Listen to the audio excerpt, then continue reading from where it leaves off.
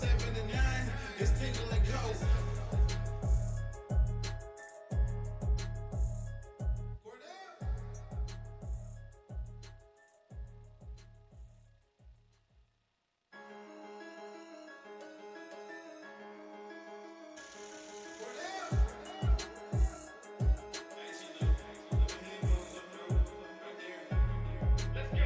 It's Tingle Co. From 7 to 9, come keep with the show. It's a new era. Let's get it, let's go. From 7 to 9, it's Tingle Co. What up, Lloyd? What up, Lloyd? You can call me him. I'm Shay Dixon in the whip with them RPMs. Gotta pull up to the chat and shit out to them. Not trying to ball like Big Folk, then get out the gym. Monday through Friday from 7 to 9. When you see that notification, we about to go live. Hit this track and do you dance like you Karen Lacey. Run it Valentine Matthew to the house, baby. It's Tingle Co. From 7 to 9. Come keep with the show. It's a new era. Let's get it, let's go. From 7 to 9. It's Tingle Co.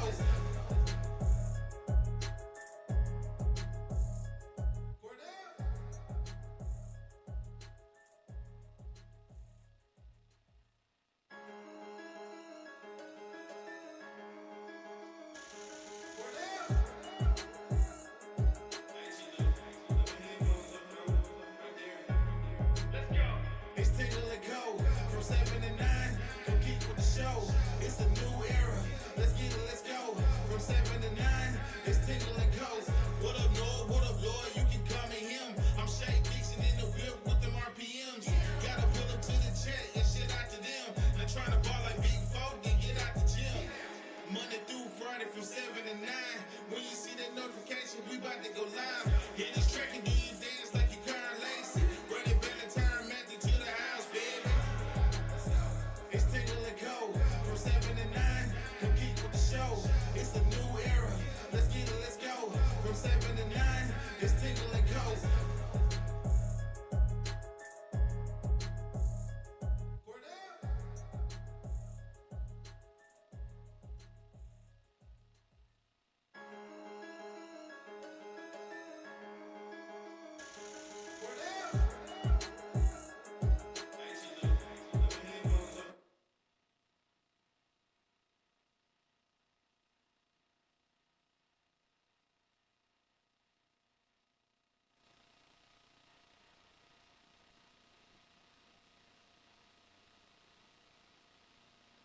Get done. Tell me what to go with this. I want to tell me what to get done with.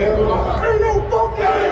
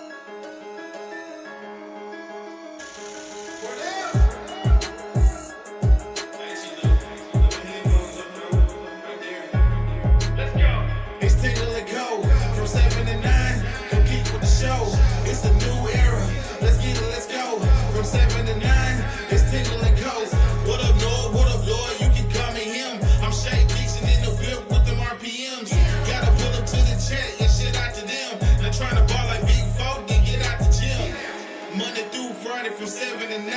When you see that notification, we about to go live. Hit this track and It's opening up. Ladies and LSU gentlemen. plays football this month of August. August has arrived and the Tigers play football in 29 days.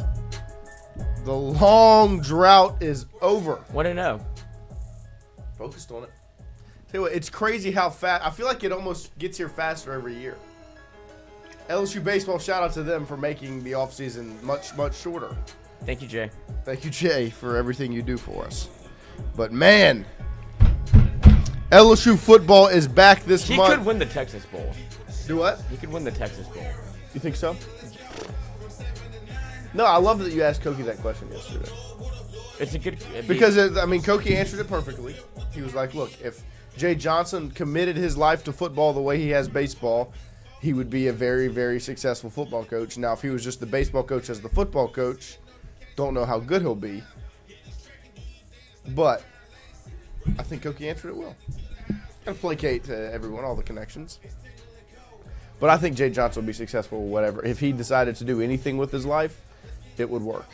he's decided to do something with his life. That is No, another. I'm saying like anything other than baseball. Well, It's another sports. The Chicago sports fans conversation though that you guys are having. Oh, Would Dicka. Jay Johnson, if you gave him a football team in 6 months, would he lead them to a major bowl game? And why is the answer yes? he's back. Good morning, Lloyd and Kinfolk. Good morning, all of you, Lloyd, Kinfolk. How are we doing today? Welcome back, obviously. Yeah. Glad you're feeling better. Thank you. Lloyd, I how are you? Almost died in my Excellent. sleep. There we go. You're welcome. Good vibes this morning. Glad to be back. Appreciate everyone joining us this morning. Like we said, LSU football takes the field officially, like the game field, this month. August 30th. It is August 1st. Welcome to opening month. We will have John Eads in studio this morning, 8 a.m. on the first day of the 8th month of the year. John Eads will join us to talk LSU football as practice day 2 was yesterday. And here's a little video LSU put out from practice day 1, just to get everybody a little shot of football this morning. If the end of the car wasn't enough. A little injection of football. Here it is, the practice day 1 video put out by LSU social media. Day one, excited, feeling right with the passion, bring the effort every single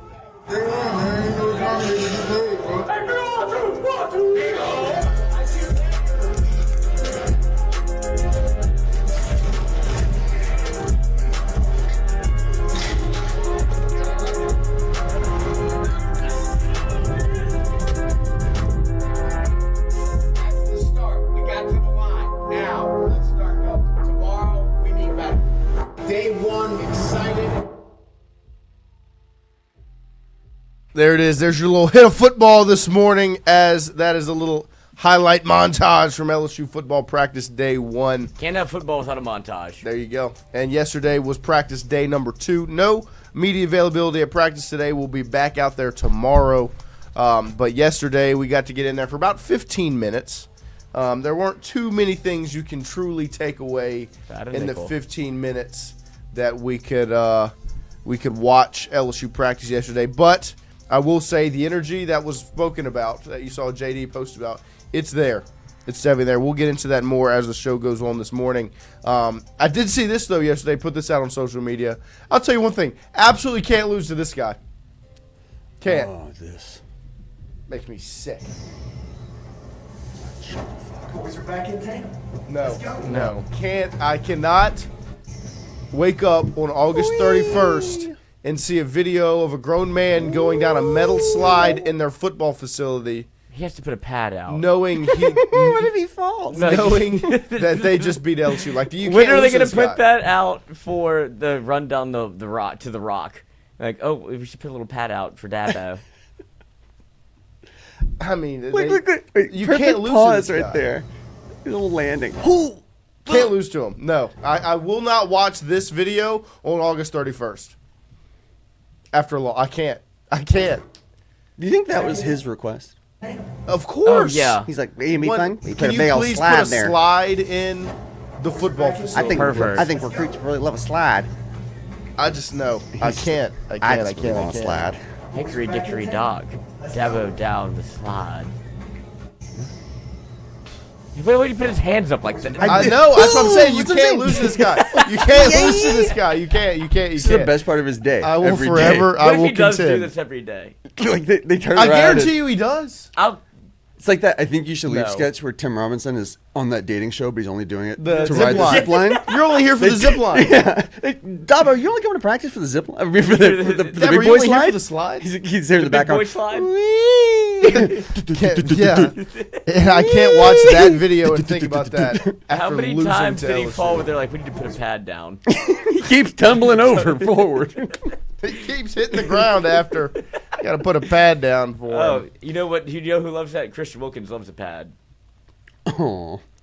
Can't lose to Dabo Swinney. That's what I'll say. I cannot. Like, that's the first thing I took away. I was like, no. Just no. It reminds me of the video, the Hickory Dickory Dock. Dabo was on TikTok.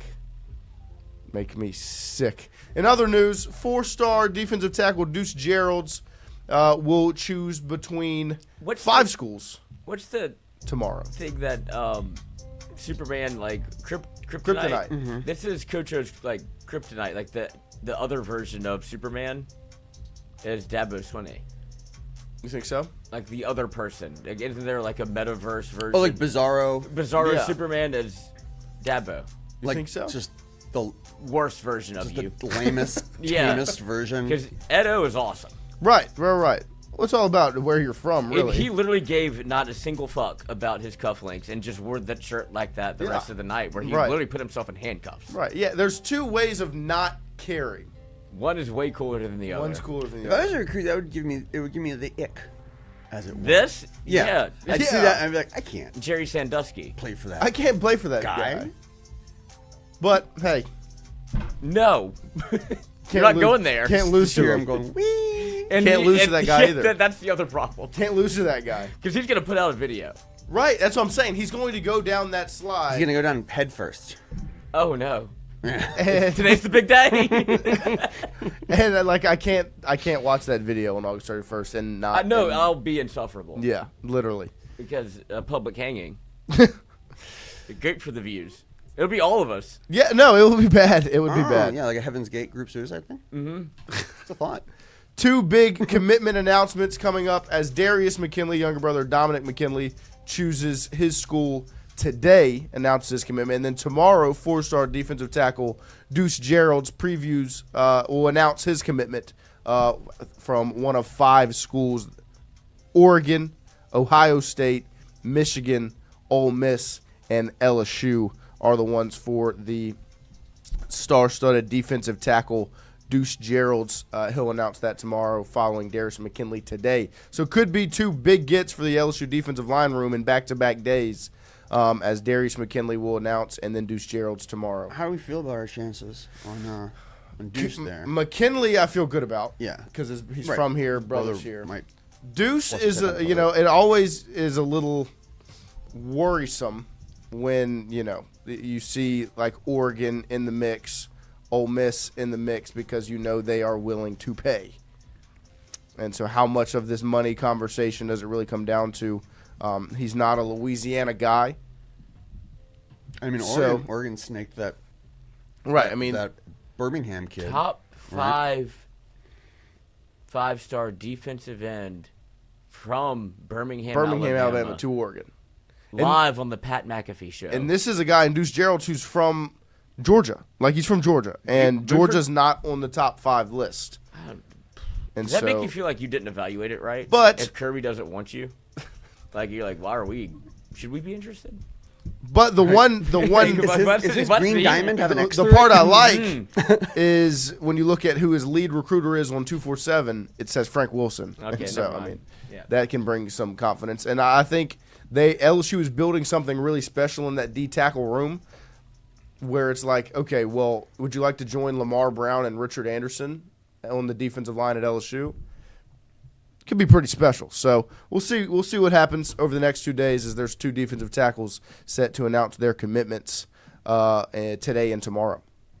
In NFL news, Terry McLaurin requests a trade from the Washington manager. Really caught me off guard. I don't know why. It's got to be a money thing because it can't be a football thing because you finally got a quarterback, Terry. You've been waiting your whole career for a quarterback, and you've got one. Right. He finally had a good year where he lived up to expectation for the first time. And it's because he got a quarterback, and now he's requesting a trade. I do think it's an extension based thing. I'm pretty sure. I would assume is what I remember. So it does seem kind of like it just sucks. Once you put up one more year of numbers, fun year with Jaden, come, my man. But yep, but obviously NFL football was back on the television last night, and you dove right back into it very, very quickly. As play number 1, Dan Campbell decides, I believe, to let a defensive player return the opening kickoff, runs into the back of one of his own teammates blocking for him, fumble, Chargers football. Like, welcome back to football, baby. You got a opening fumble on the opening kickoff. Oh, see, I looked at it totally differently. What did you look at it like? First play of the new football year, let's go to review. Oh. Like, we can't even get out of our own way of the fireworks celebration. Like, no, let's go look at it. It's like, can we just fucking not? Just have fun. Like, can we? I mean, clearly this is a Hall fucking of Fame sham. game. And then whatever they're doing on the pregame coverage where they have 2 different booths that are both on the field, it was bizarre. But I digress with the NFL and how they do their coverage. But we can't even have the opening kickoff. They can't get out their own way. No. Literally. We got to check it. And we got to go look at it. Got to double check it. I guess I didn't even flinch at that. I hate it so much. And I'll also bet on Chargers' first score of the game to be a field goal. They go for it on 4th down and fucking score a touchdown. Yeah. When it was 4th and 1, kick a field goal. And of course, Harbaugh. Wait, you're betting on preseason football? Yeah, I hit a parlay. He's a sicko. Jesus. Who's surprised? Raise your hand. That's what I thought. No one raised their hand. Into the 2 claps this morning. Some more preseason award watch list announcements. As we see the Warfel Award trophy preseason watch list. Harold Perkins Jr. is the LSU nominee for that award. It's given to a player who exemplifies community service, academic excellence, and athletic achievement. Harold Perkins on the preseason watch list for the Warfel Trophy. 2 claps. Ready. Next up, we've got the Hornig Award. How about that? The Hornig Award preseason watch list is given to winner Christian Wilkins. Is given to the most versatile player in college football, and LSU's got a member of that list. It is Xavion Thomas, obviously the most versatile player on LSU's roster. 2 claps for Xavion. Ready. Oh, if you want to give the Horning Award out, I present you Fonz Ferrelli. Uh-huh. Not a great morning. Already slapping my meat around and spilled blood down my fucking leg. Now my socks are wet. FML. What? Out of context, that sounds awful. That's out of context. That sounds not good. But he's a butcher. Yes. Yeah. I mean, adding the context makes it much better.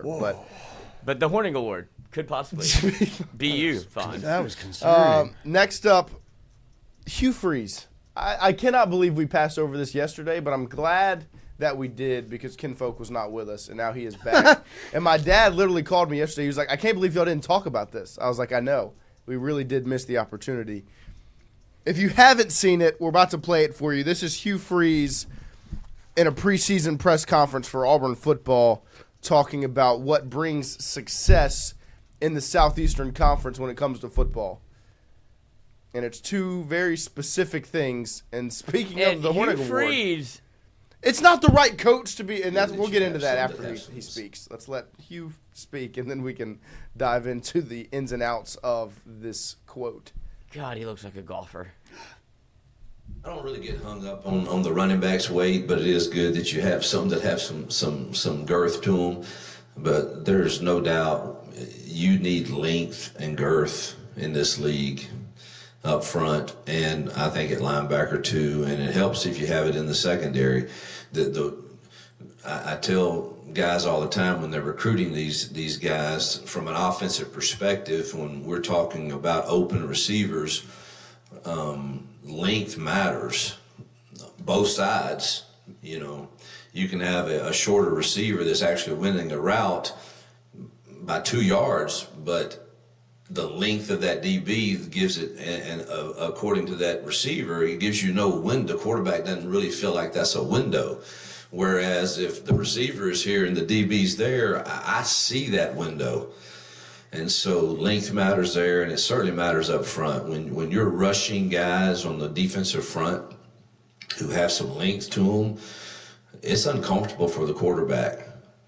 Jared Smith kind of, even if he's blocked, that window is a little cloudy because of the length. And so we've added that at tackle on offense too. Inside, Jay and all those two guys we brought in, they have more length and girth to them. Autry, and you can't have that in every single one of them, but I think our length at Autry, and you can't have that in every single one of them, but I think our length at linebackers gotten longer and faster. And so that's that's by design. You want more length and girth, particularly at a lot of positions. Lord have mercy. What was the fucking question? What a roller coaster of an answer. That was a minute and 44 seconds. A minute and 44 seconds about length and girth. And he doubled down. He found it again. No, triple down, quadruple down, just kept doubling down on girth and length. And then they need to come in fast. And when you're looking through the window. Yeah, we got the window. The size is about here. If he's and backed up, got this much of space. If he's backed up, it can be uncomfortable. They got too much. We brought in guys with longer length, but hopefully, if they can come faster, it won't be as uncomfortable. Like, what are we doing, Hugh? And the worst part is that it's Hugh Freeze that's talking about this. Hugh Freeze already has a connotation about him, right? What's going on with the business phone here, Hugh? Gun to your head, would you rather be Dave Aranda or Hugh Freeze? Dave Aranda. Because Dave is just a sociopath. He's just a crazy person. So they're like, oh, he's just crazy. Hugh Freeze has been known to be a part of the Hornig Award watch list. Yeah. He's doing. Can I get Christian Watkins? Hey, so what's the rate? Yeah. Oh, with a T. Rate. How much are you concerned about length and girth? He's calling up. It's the lengthiest corner. I mean, he's calling up 24/7. I could not believe he went on for 2 minutes talking about that. I don't know the question. And you don't think it necessarily matters if he's a little longer, just a little girthier, but it does matter. It just does. Well, and then he goes, well, and it's got to length and girth in up front. You definitely want length and girth with the linebackers. And hell, I even like length and girth in my secondary. As matter of fact, I'm a grower, not a shower. What? That's my player development strategy. See, this is the worst part. You can say I'm not bringing in 5 stars, but that's because I'm a grower, not a shower. Just wait for the weather to change. I know they've got length. I know they've got girth. You bring in 3 stars, and by the time summer gets here, they're going to be 5. I'm going to kill Bossa Sausage. Because I know that this is the worst part. The length is if I would have been sitting in that press conference. Yeah, buddy, we would have been in a pretzel. Hugh Freeze, you look like a sausage. I'm like, fellas, you guys need to go ahead and leave. That's right. He's saying length and girth. Like, what do you mean us? Look at Hugh. He's done it like 6 times. I mean, it's not our fault. Making a mockery of this thing. His penises. He did it again. The sex guy's doing something with penises. 15 seconds left. The length and the girth. Andrew Messina, at no point in your rambling, incoherent response were you even close to anything that could be considered a rational thought. Everyone in this room is now dumber for having listened to it. I mean, words you 0 recruits. That was unbelievable. It just can't stop him. He couldn't get out of his own way. Dave at least found something. Well, you could just girth and size, girth and length. You can just say size. Bigger guys. We don't have girth and length. They're related to one thing. Right? Yeah. When they go together. It's not recruits. Yeah. Just it's not recruits. Length and size of our defensive line. Is there anything wrong with what I just said? We had to improve the length and size of our defensive line. I could still find a way to make fun of you. Of course, but length and girth is blatant. Like, there's no way around it. You know who likes this conversation? Jerry Jones. I was just about to say, Jerry Jones about to call Hugh Freeze, say, buddy, you want to coach for the Dallas Cowboys? I didn't realize you were perfect. Come here. I didn't realize you recruited the same way I like to sign players. 8-inch uncut cop. He said, whoa.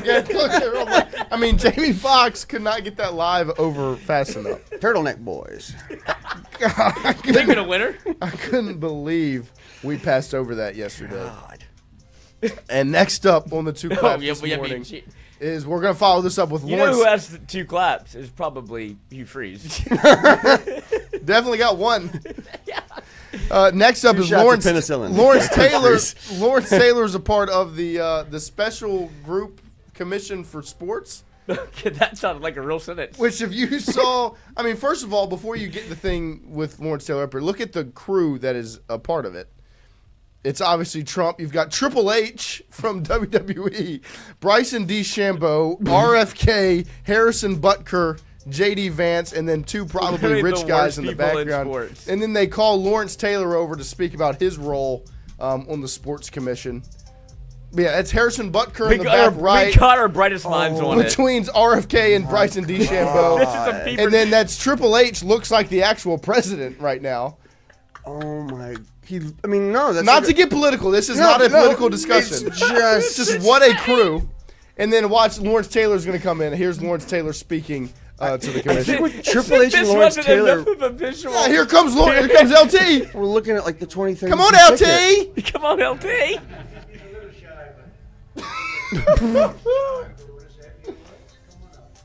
He's like, what the fuck? He's a little shy, but once he gets going, nobody can stop. You want to say a few words? Come on up. Come on. He's a little shy, but once he gets going, nobody can stop. Oh, no, that don't stop. I'm just proud to be on this team. I don't know why. I don't know what we're supposed to be doing, but I'm here to serve, and I'm here to serve you. Okay, so I'm gonna do the best I can for as long as I can. Thank you very much. Nobody like him. Doing here. Shout out to LT. I don't know what we're doing. Hey, that's a legend right there, buddy. Lawrence Taylor, legend. Here to serve. Dominant. I don't know what I'm doing here.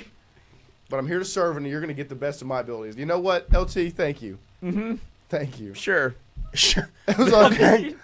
I couldn't believe. Haven't seen him since the Water Boy. I wonder what they get up to in those meetings. Cocaine. What the fuck could they possibly be talking See, because about? Trump gave like a It doesn't speech. know. He's literally, I don't know why I'm here. Nobody knows why we did this. When I was making the document, I was going to include, like, Trump gave a speech about college football and the biggest changes. speech. And so I was like, but we're not going to use that. I don't want to get political. And then I came across this, and I was like, I cannot pass up LT giving this speech. Being coaxed and then just He's a little shy. like Henry Fonda He's the shyest guy. going to pick blueberries. Just look at him. LT's a little Doddering up there. I don't, what the fuck? Why am I the only Proud one? to be on this Oh, there's a Yeah, let me on adjust this that for team. things, Dad. Proud to be on this team. I don't know Uncle why. I don't know what we're supposed to be shout out to doing, LT, man. but I'm here to serve. What I'm I'm here- doing. I mean, just that response in itself. Let's go to Mars, boys. Next up, to bring a little bit of seriousness back, two What claps. are you talking about? Two That's- claps. we have No, our brightest minds no, on it. No, stop. 12 Angry Men. Cam Ward gave a little bit of a speech at a press conference yesterday talking about his work ethic. And me and Lloyd talked about Cam Ward a little bit yesterday because Dog. the Madden ratings came out, and he's a 71 overall, number 1 overall pick as a 71 overall. Travis Hunter, the number 2 pick, is an 84. Mm-hmm. Which I get. Travis Hunter should be probably the highest rated rookie. Yeah. But Cam Ward at a 71, I think, is a little The low. most criminal thing that happened is Derek Stingley Jr. is 93. well, Joe Burrow's a 97. Let's just What are we doing? what are we? Let's get LT on it. Let's get LT to figure that out.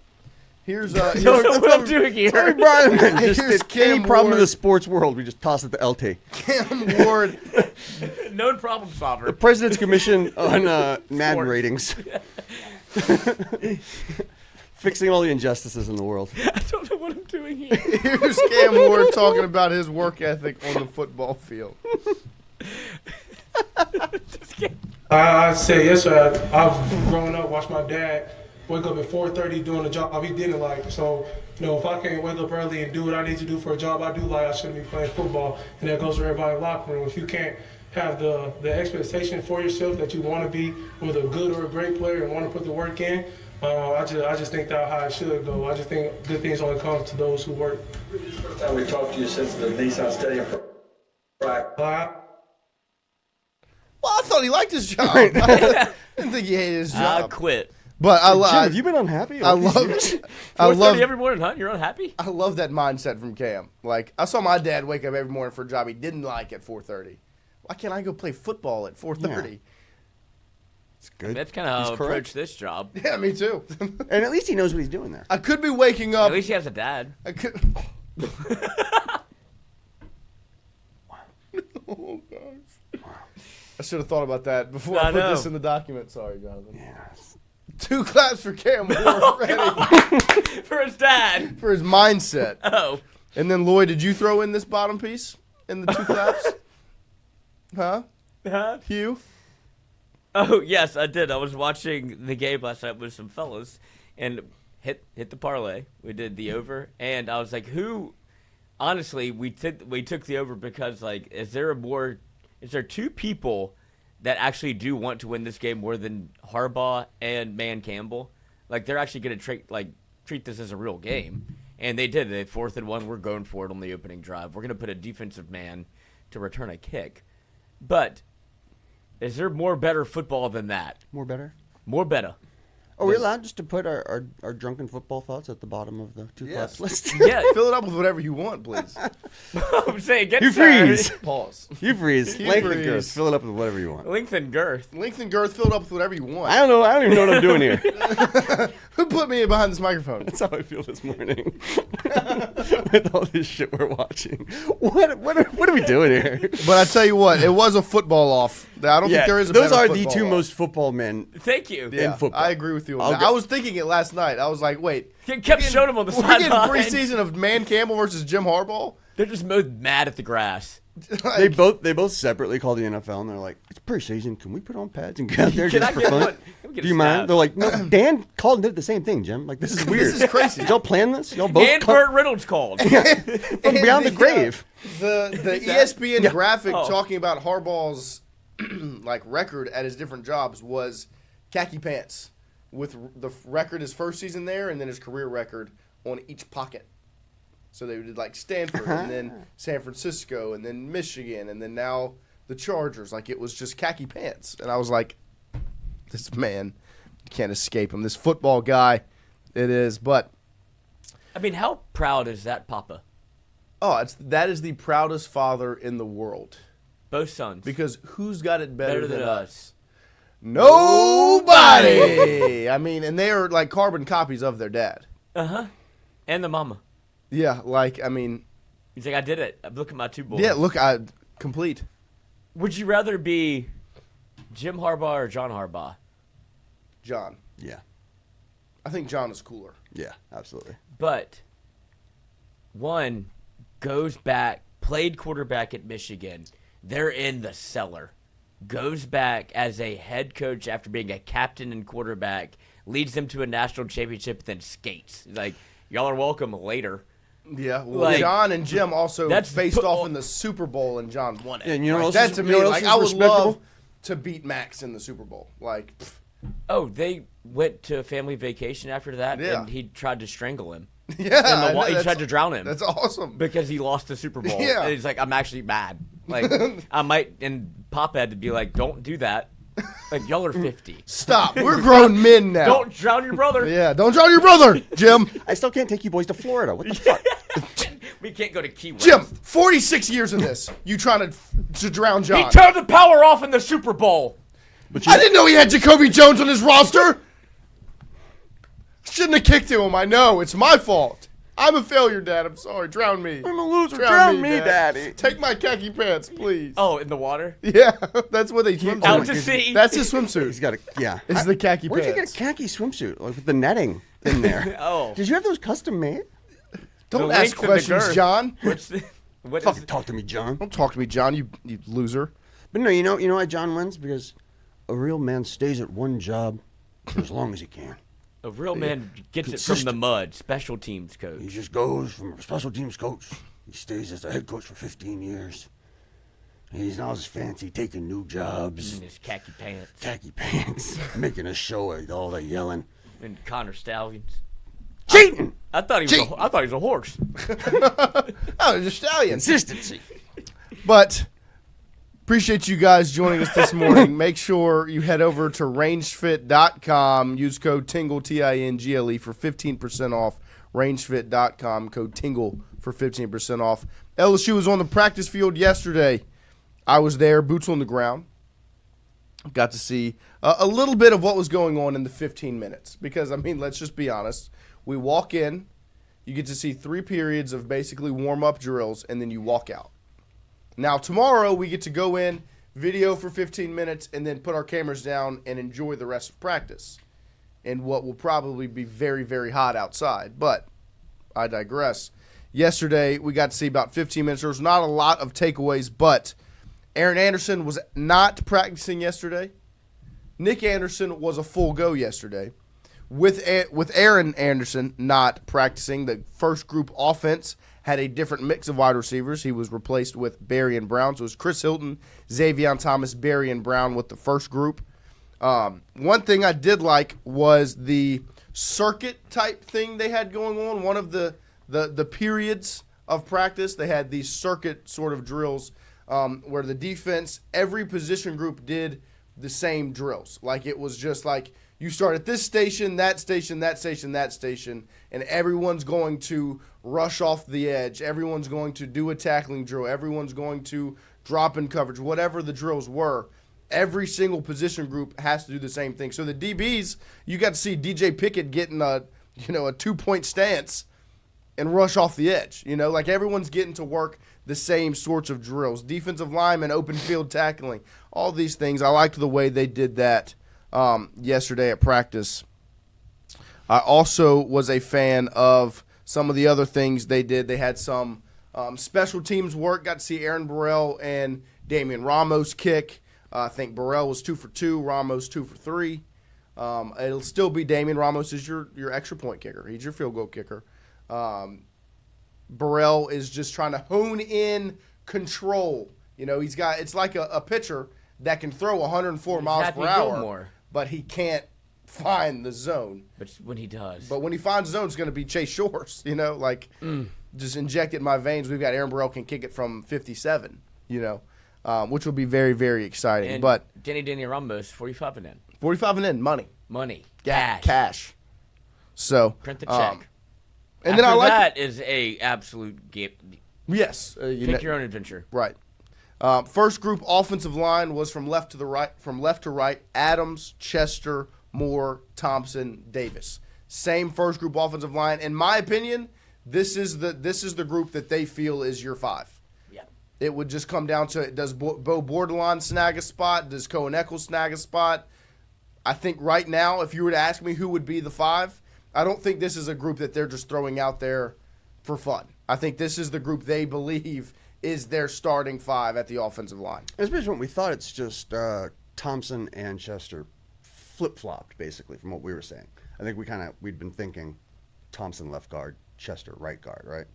I think it was interchangeable. Yeah, I think that was just either way. Okay. It was DJ Chester, maybe center.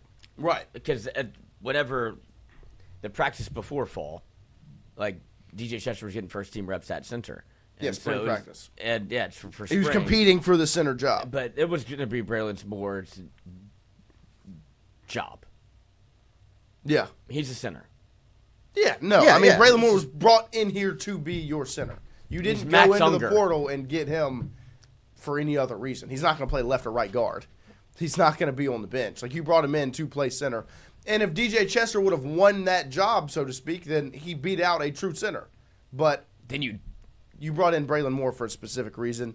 It's to play center. Now you have DJ Chester slide over to left guard where he can just be – it's a lot off his shoulders. Mm-hmm. Like, just play offensive line. Go play ball. You don't have to – you heard Cohen Eccles sit here and talk about it. Like, when he moved from tackle to center in high school, he was like, whoa, this is different. Not easy. Not the same at all.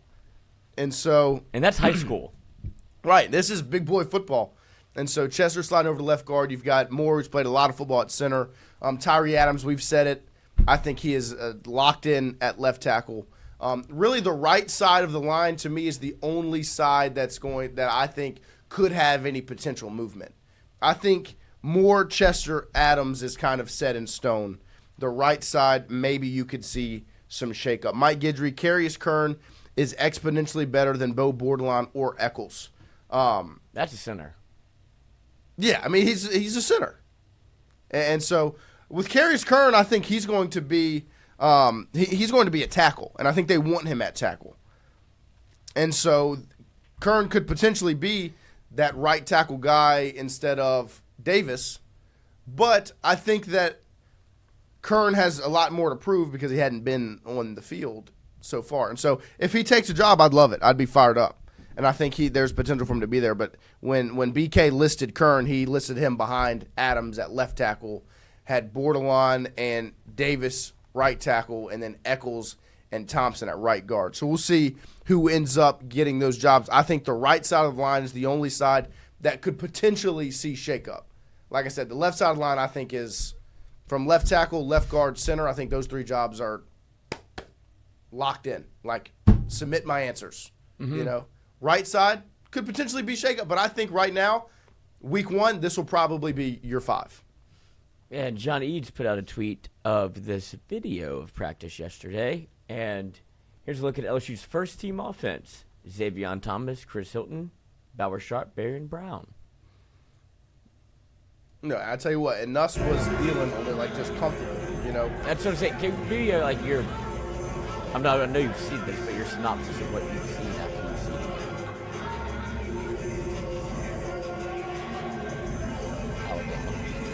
Yeah, I mean that's LSU's go-to play.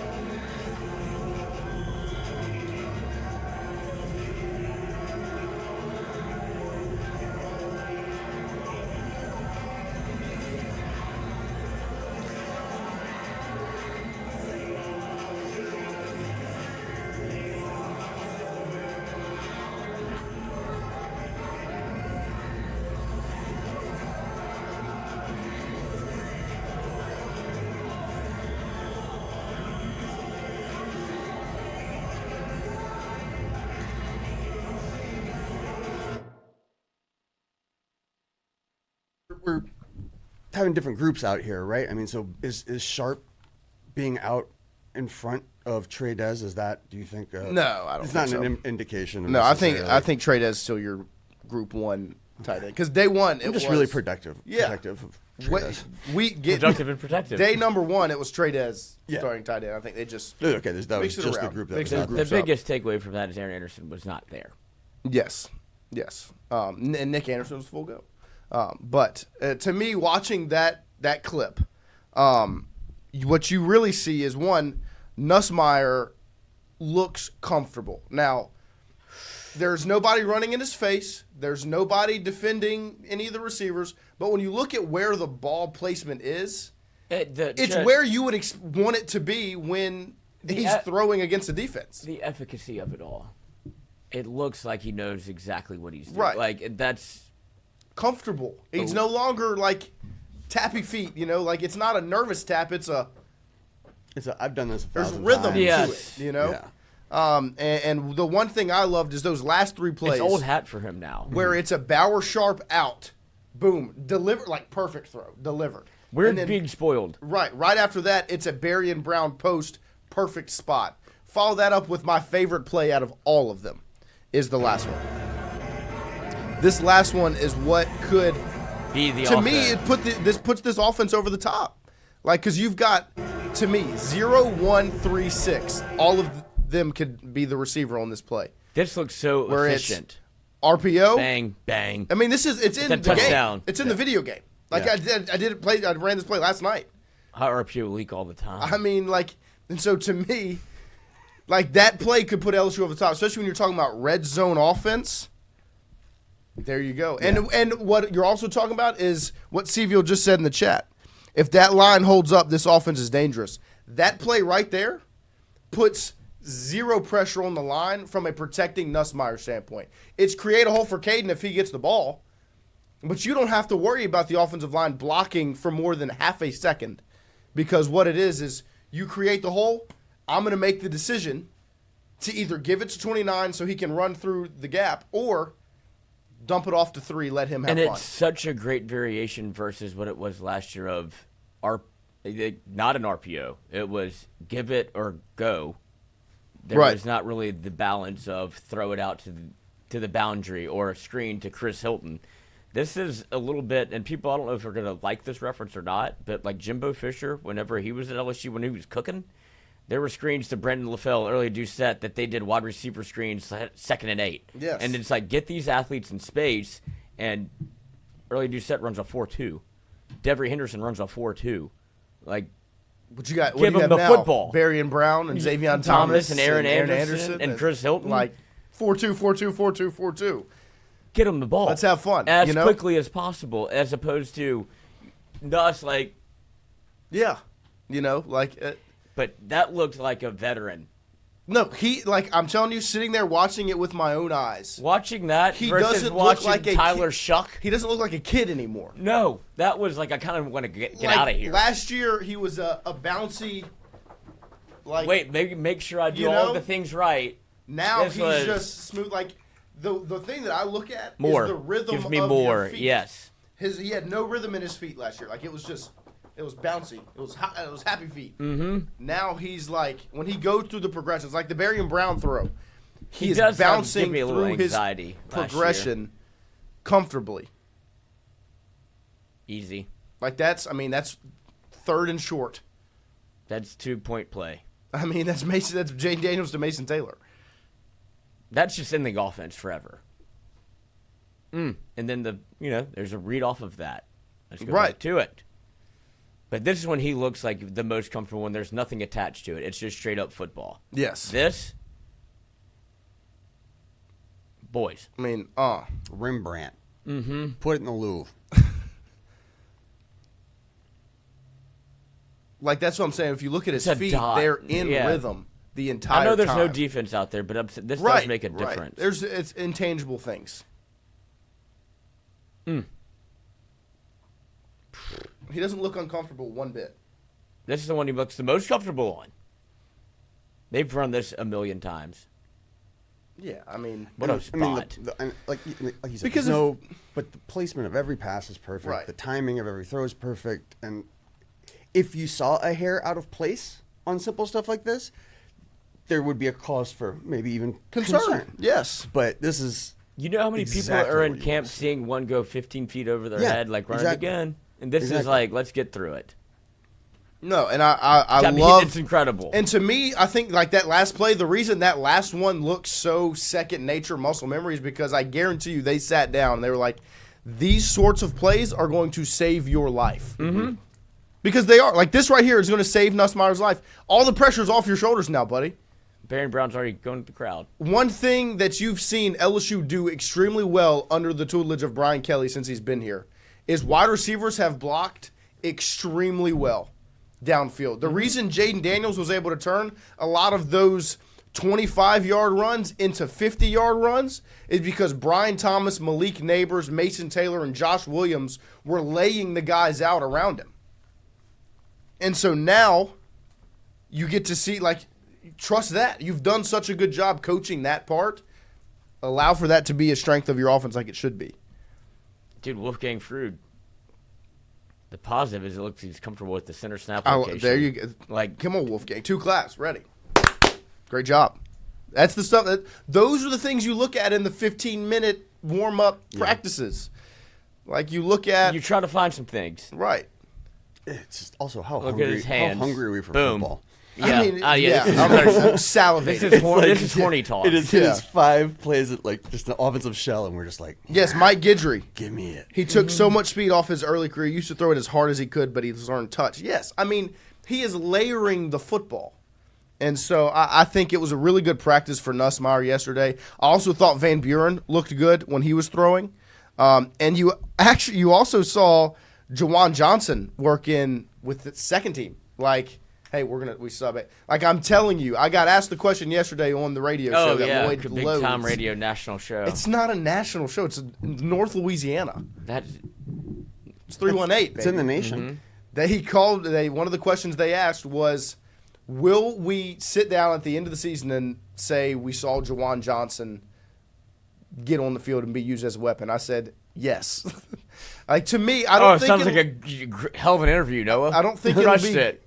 Stop being so salty.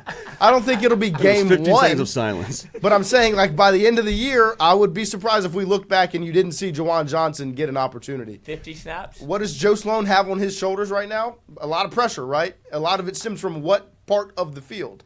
Red zone. The red zone. And what can number 8 help you solve a lot of the issues from? It's the red zone. Like, hey, let's run a zone read with Jawan Johnson instead of Garrett Nussmeier. And he can pass. Pass. Like, let's have some fun. And I think that you're going to get to see him a good bit. Would it be better or worse if you saw, like, ring camera footage of Joe Sloan on NCAA 26 with Jawan Johnson, like, doing his packages? Like, oh, here comes Jawan. I would like to see him play the game. Yeah, I mean, I would love to see. Ring camera footage? Yeah, like, it's not supposed to see it, but, like, I am dabbling. Like CCTV footage. Yeah. Ring camera implies he's sitting on his front porch. He could probably. Is that where he has his video game set up? That's bizarre. It's a great day. No, and H-Town Creole. Good weather. They do need to run the ball, but let's be honest, LSU didn't have a receiver that stretched Sullivan the field to Grundy. make defenses play off. That's, to me, where this team has much more balance than last year. Last year, without Chris Hilton, you didn't have the guy to stretch the field. And they didn't take full advantage of Xavion Thomas and Aaron Anderson and those sorts of plays. But now, to me, when they went out and got Barry and Brown and they went out and got Nick Anderson, those were the things they were thinking about, where Nick Anderson caught a whole lot of deep balls in 2022 or 2023 at Oklahoma. Like, it was not just a over-the-middle type guy. He would get sent on those go routes. Barry and Brown is a utility player if I've ever seen one. And so what you're going to be able to do is expand on the run game, open the field up, and create balance to where they have to have a focus on number 6, number 0, number 3, number 1, number 4, number 12, number 2. Go down the list of receivers. They have to be focused on those guys. And if they are, you still got number 29 in the backfield. You've got number 22 in the backfield. You've got number 28 in the back. Like, open this thing up, and maybe Caleb Jackson takes that next step. It was all very congested last year. Wasn't much for him to do with it. Open it up, man. And if you open it up, things can happen good out of the backfield. And then if you become a good running team and they have to respect 29 and 28 and 22, it's, guess what? Linebackers and safeties, eyes in the backfield. Hey, look behind you. Number 3 and number 6 are back there. And guess who's licking his chops? Number 13. 18. And guess what the official's doing next to the pylon? Touchdown. Like, I'm telling you. Touchdown.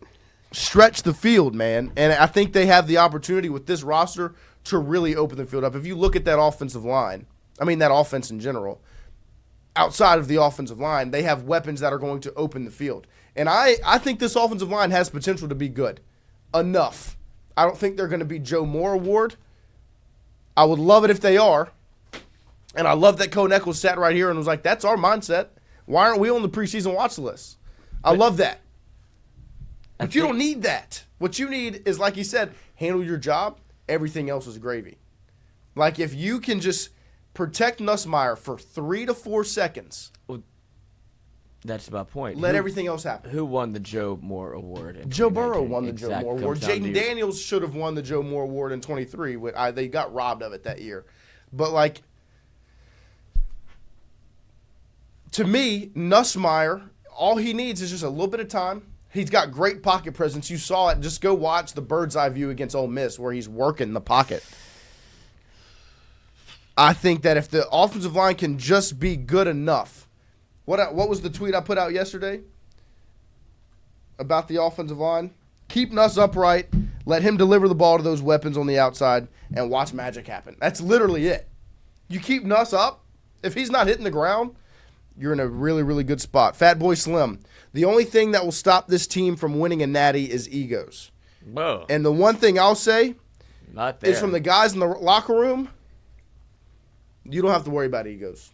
This is a team that is fully bought in, man. Like, the player leadership is I have not seen in my time covering the team. Like, getting to go to fall camp. My first fall camp was 2021. LSU last year under Edo with Jake Peets and Durante Jones with Mac Johnson at quarterback. That was my first fall camp. I have not seen player-led leadership just from a bird's eye view and from what I've heard from the players. I've seen nothing like it so far covering the program. That feels like 35 years ago. I know. That trio that you just mentioned there. Yes. That literally, that's like a generation. And so that's why that ego comment, like, I don't think you have to worry about that. Jack Pyburn didn't come here for an ego boost. Barry Brown didn't come here to get his ego pet. Like, none of these guys are here for their ego to grow. They're here to win a national championship. You do that, you put all that stuff to the side. So we appreciate you guys hanging out with us this morning. We will take a quick break here as we're closing out hour number 1. We will return with... They do know why they're there. We will return with John Eads at 8 a.m. to talk some more football right after this. Make sure to visit Tom and Wright Granning at Go Mart and On The Go Deli, where you can fill up your tank and your belly. Go Mart has clean restrooms, community coffee, an awesome beer cave, and a great selection of anything you may need on your trip. Located at 4 Sergeant Prentice Drive as you're entering Natchez on the left. Also stop by Wardo's Po' Boys at 309 North Broadway on the beautiful Natchez Bluff, where the Po' Boys are so good you'll swear you're in Cajun country.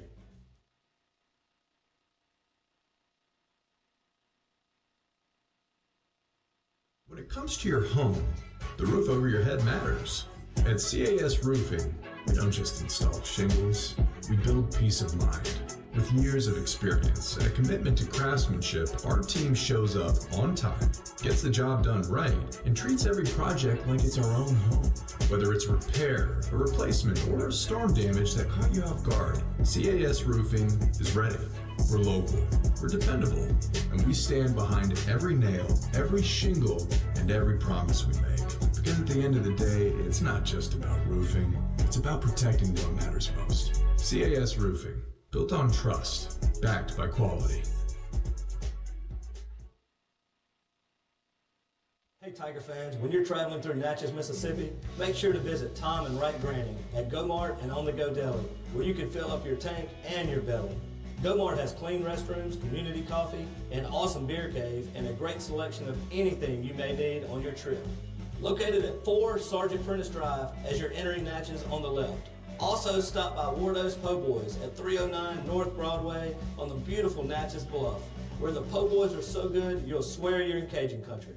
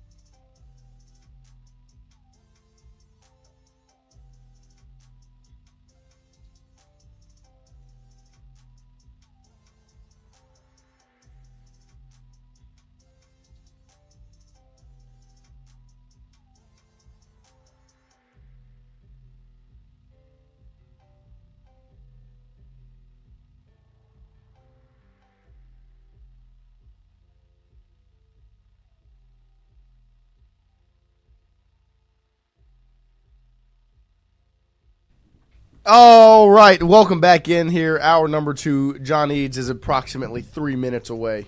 He says he'll be here shortly. He'll just walk right in and slide right in, as Kinfolk has now been tucked away in the corner. Hello. Down, boy. But Wolfgang Freud, no, the wide receivers have to make sure to get off the line, as the other teams will be physical with them. They can't run with them. They got to win in the first 5 yards. Yeah, I mean, their teams are going to they're going to try and game plan for what LSU has. But I think what you've seen in the weight room this offseason, like the physicality and the energy you've seen in the weight room from the offseason video, like, be physical. Let's do it. And there's some of the clips. If you haven't seen what we put out on YouTube yesterday, some of the clips from practice, they work on the get off. They work on getting through physical. You know, the coach has the pads on his arms right in front of the wide receiver, and you got to Another thing that stood out was when you walked into the practice facility, up on the big Jumbotron screen. Do you know what was on it, Lloyd? Do you know what it is? Don't give me a runway like that. Nah, it probably shouldn't. 1-0. It said 1-0 on it with a tiger on it as well. So just it was my first time walking into the facility this offseason, and the way that the 1-0 stress has been spoken about is real. Like, 1-0 is everywhere. The Clemson, it's everywhere. Is it overkill? Is it overkill? Probably. But I don't think the players, it's not damaging the players. Like, the only damage this could cause is if you go 0-1. Is the public perception. Omar could never. It could never. I don't like in this. There's no way of doing it overkill that it has a negative effect on the football players. Because I think right now that this team is experienced, mature, and focused enough that, like you said yesterday, if they go 0-1 and they don't start 1-0, I don't think they'll crumble. But it does come off a little cheesy, like P-Dub says in the chat. Like, 1-0's being very try-hard repeated energy. too much. Like, I get it. I like it. Like, focus on 1-0. Put emphasis on game one. You haven't won one since the greatest team ever was in the purple and gold. But it's everywhere. So, I feel like our guest just walked through the door. You can come slide right in. We're live. Good morning. How are you, John? As if, it never wasn't live. That's right. Life is live. That's Life right. is Good to see you guys. Subscribe. We're and subscribe. But sliding right in. Good morning. Come on, man. Don't you gym much? How are you? It's been a long time. Long time no see studio-wise. I know. Good to be back. I know. Appreciate y'all we're having glad to have me. you back. Brother. The chat was asking for you the other day. Yeah. Man, it's been busy. Never stops here. Yeah. How's the high school football stuff? That's just keeping me so busy, man. It's good. Missed all of the month of June, basically, because the baseball team just had to keep winning. It was really God annoying. forbid, I had to freaking go to Nebraska. It was just like, obviously I'd rather be at Zachary High on a Wednesday. Of course. I would genuinely love to be there, by the way. I'd love to be in two places at once. But no, it's been good. We've been doing our summer camp preview series for longer than I've been alive, and then some. Probably as long as Lloyd's been alive, too. Maybe OG over there. Yeah. He's an old person. Is he? I'm just kidding. 30-plus years, and so we're about halfway done, and we got 3 weeks till the season starts. Still got to go to Central. We know we know what they got over there. We don't even need to go over there. No. We know what Central's got. Yeah, you just go to New Orleans. See them in the dome. Yeah, exactly. We'll just camp outside in a tent. There you go. Not go to the Saints games. Just strictly waiting for them. Yeah, take the brown bag off. Yeah. For Central. There you go. Yeah. Yeah, exactly, for that one game. But no, it's been good. And in between all that, been going to the LSU practices in the morning. Luckily, no practice today, so I can hit the Santa Monica Gators. There you go. So we'll be all right. doing, Well, let's get started with the LSU practice. What were some of your overarching kind of I know yesterday we saw about 15 minutes of the drills or whatever. I think y'all got to see a little bit more on Monday. But what were some of the things you took away from LSU's first 2 days of fall camp? Yeah, short session yesterday, just 15 minutes. Couldn't watch all of practice. I wonder what they're doing. I know. So secretive. You know what's funny to me is that we have a New Orleans station, and they go to Saints training camp every day. Right. And they literally get to watch, it seems like, the entire practice. Yes. And this is professional football we're talking about, where there's millions of dollars at stake. And whereas college football it's like it's Fort Knox. You get to see 10, 15 minutes, and that's it. It just doesn't make any sense to All right, guys, we got to get out. That's so backwards. Cameras down, we got to get out. Actually, practice is going to be today. It doesn't make any sense. Yeah. You know, it's like professionally, you got guys getting paid $10 million out there, and the stake of your whole organization is on the line, yet the media gets to see everything. It's just like, it doesn't make any sense. But anyways. And fans get to go to practice. Like, exactly. You get to have fans at practice. Exactly. It's just weird, you know? Isn't it? This, as we know, there's nobody more insecure than a college football coach. Like, don't show them anything. We can't, like, we got some stuff over here that y'all can't even know about. Right. Like what?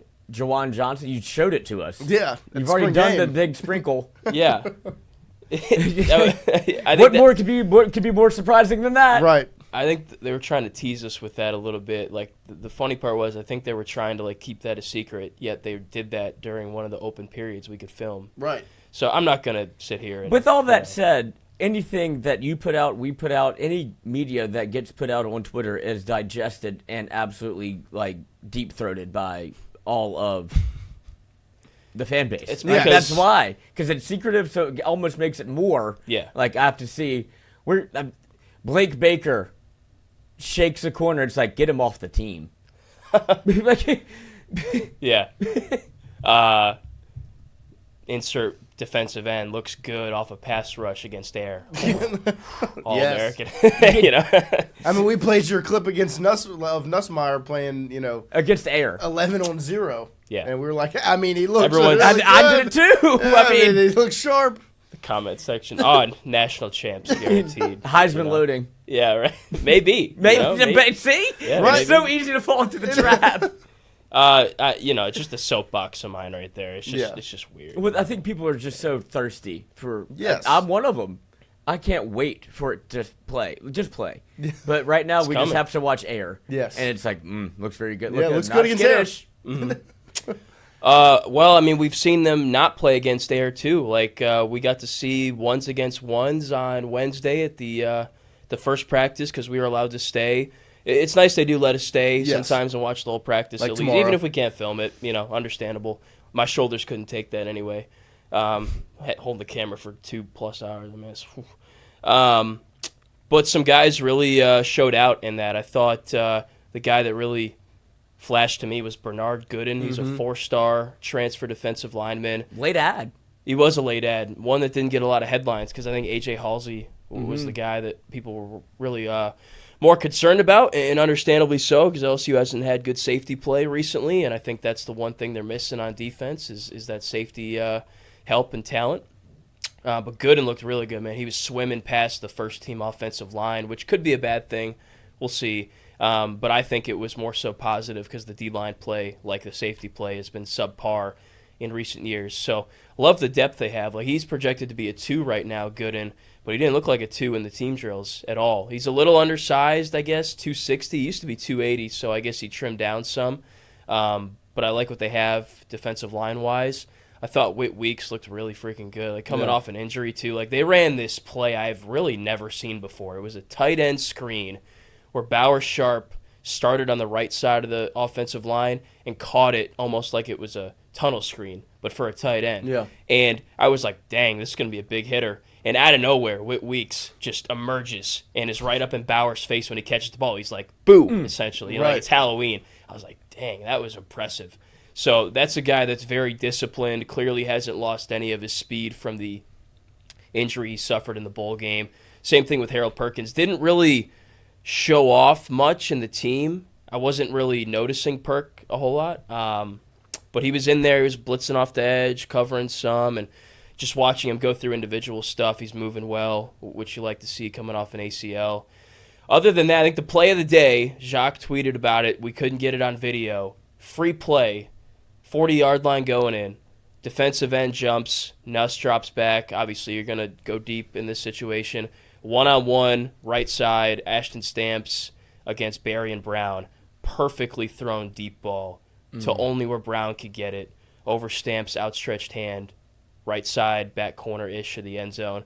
Brown catches it, touchdown from 40 out, and then he chucks the ball against the wall. It just screams, So, I mean, Inject that in my veins. seriously, someone probably got a video of that on the creative team, and they'll probably put it out at some point, hopefully. That was just that was like a wow play. Like we all kind of looked at each other like, dang, because in the past, that's like, maybe an incomplete pass, or we've seen them do that too. You don't make the throw, or you don't make the throw.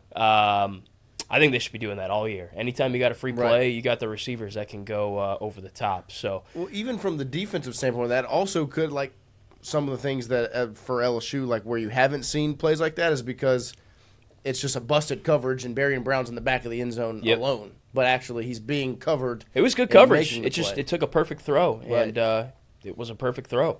And Stamps got his get back. Like a few plays later, they tried to go fade to Brown from 10 or 15 out, and Stamps, I'm not sure if it was PI. There's no refs out there. Looked a little physical, but he knocked it down, and it was a PBU. So it kind of went both ways. The offense would get one, the defense would get one.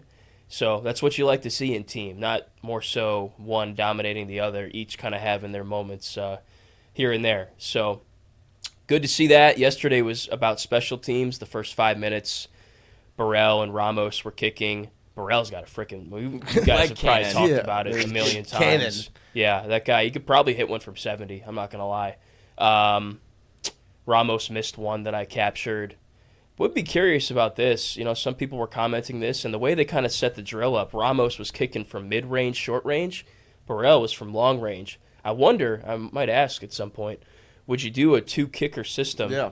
You probably – I guess Lloyd threw that idea out the other day. Because, if you're – why wouldn't you have them kicking from the same distances otherwise? You know? So, I think it's different than a 2-quarterback system. People say if you got 2 quarterbacks, you got no quarterbacks, and it's facts. 2 kickers, though. One can specialize middle, short. Maybe Ramos is better with that because he's got a little more touch right now. But Burrell can knock him in from 45+. Yeah, if you could – I'm hard-pressed to find a kicker like Aaron Burrell anywhere else in the country that can go. You trot him out from 65, like, maybe. Yeah, there's no question to get there. The length. Just can you put it through it's the just the girth. Yeah. Get Hugh Freeze. But you need length and girth in this league. Yeah, that's how you for 2 minutes. Success. A 2-minute answer. Well, that's what I was telling Lloyd. We would be cooked in the press conference if we're sitting there and that rant is happening. Christian, we'd get kicked out. Like, fellas, y'all gotta leave. Just can't keep it together. How about Aranda? Oh my God, I listened to that, and he's a I funny guy. To it a lot. I just was failing to comprehend what he was getting at exactly. I just want to know the question. Yeah, I don't know what the question was. The question was about recruiting, I think, and how you get recruits to buy in. Yeah, one of us. Yeah, but I don't know. They're made for Essentially, throwing. what he said is you got to make them think they're midgets. Yeah, they're made for throwing. 3 seconds in, he drops the M-bomb, and you're like, okay, we're going to go down this path. He does it again. He's like, I'm here now. Double down. Just the same thing with length and girth. Look, sometimes you make the wrong turn, and you don't want to show off that you made the wrong turn. So you just try to find your way back onto the main Everybody's path asleep somewhere. in the car. You do a 3-point turn in the middle of Segan Lane trying to get to the golf suites. You just, you take a right. Maybe you drive down a golf cart path. There you go. Find your way. If nobody says anything, it's not wrong. Right. They don't know. Right, exactly. I don't know how we got here. Ideally, the GPS isn't pulled up. If it is, she doesn't know what she's talking about. Yeah. Alexa, hush. Siri, watch your mouth. I know what I'm doing. Shortcut. You'll learn. Yeah. But the new faces on the roster, especially defensively, littered with them. Every position besides really linebacker is transfer portal guys. What were some of your takeaways from some of the you talked about Bernard Gooden a little bit, but some of the new faces that are out there? Yeah, I think it's a good mix of both, honestly, when I think about it. Delane's new, Cooley's new, Halsey's new. But by that same token, Ahmad Bro, Dominic McKinley, Gabriel Relaford. Like, I think it's a good mixture of guys. And I was listening back to Kelly's press conference yesterday, and I'm kind of picking up what he's putting down in the sense that, like, they know what they have, and they've known what they've had for 7 months. So right now, this is just kind of like OTAs, you know, for a it pro feels team, like that. You know? It's not so much, hey, we need to figure out what these guys got. They know what they got. That's why they went out and paid 7 figures for some of them. You know, they know they can ball. That's why Aaron Anderson, who I don't think was at practice, I'm not going to say with 100% certainty he wasn't, but he wasn't running with the ones and stuff. And he looked a little slow, gimpy on Wednesday. Like, you don't need to put him out there and beat him to, you know. Yeah, and the part we saw yesterday, he was not out there. Yeah. But, I didn't think so. Yeah. I didn't pick up on that until after practice. Right. But then I put the things Pieces together. But anyways, like, you know, this is different than maybe previous fall camps where you've got a cornerback position to fill. You've recruited 3 4-star guys out of high school, but you don't know which of them is good or what they're good at. Now it's you've got a guy that's already started a handful of games at another Power 4 school. He's already got the job. He won it in spring. So right now they're kind of just working out the kinks a little bit, you know. So the way the staff is pitching it is that, you know, the work that you typically have to do in fall camp has already been done in the winter, in the spring, and then maybe in the summer with the player-led practices. So right now they're just kind of finding combinations and installing things and that kind of stuff. So, you know, I love the mixture of high school development as well as adding in guys that elevate your team. Whereas in past years, I think maybe they've relied too much on one or the other. This year it's a perfect marriage of both. Yeah. So, I mean, think about it. Every guy they've brought in from the portal pretty much right now is serving some kind of an impact. Braylon Moore is your starting center. Right. Josh Thompson's your starting right guard. Bauer Sharp's your starting tight end. Barry and Brown's a starting receiver. Nick Anderson's a guy that is going to be in the rotation. I mean, all the receivers that they brought in are going to be in the rotation. Defensively, Jack Pyburn looks like a starter. Patrick Payton looks like a starter.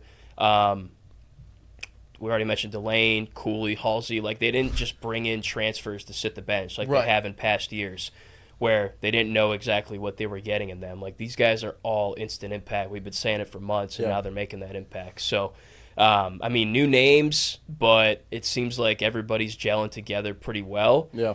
What a lot of people may not know is that for the first week of camp, the team has to turn in their keys, and they go and they stay at a hotel together, and they bus to practice.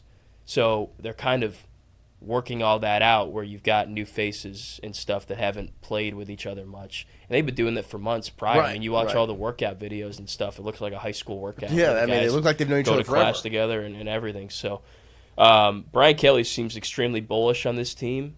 He probably felt that way like last year. You listen back to some of the press conferences, and it was a good team last year, just not a championship one. I think he's got a reason to feel that way. I think that between the resources invested and the strategic planning from the staff standpoint and the roster building standpoint, like, they're built to win this year in college football. Like, it's wide open the way I see it. Yeah, and with we talk about Brian Kelly's comments and kind of where you were at on the front of they know what they have. They're just kind of putting things in. It's OTA-ish, like you said.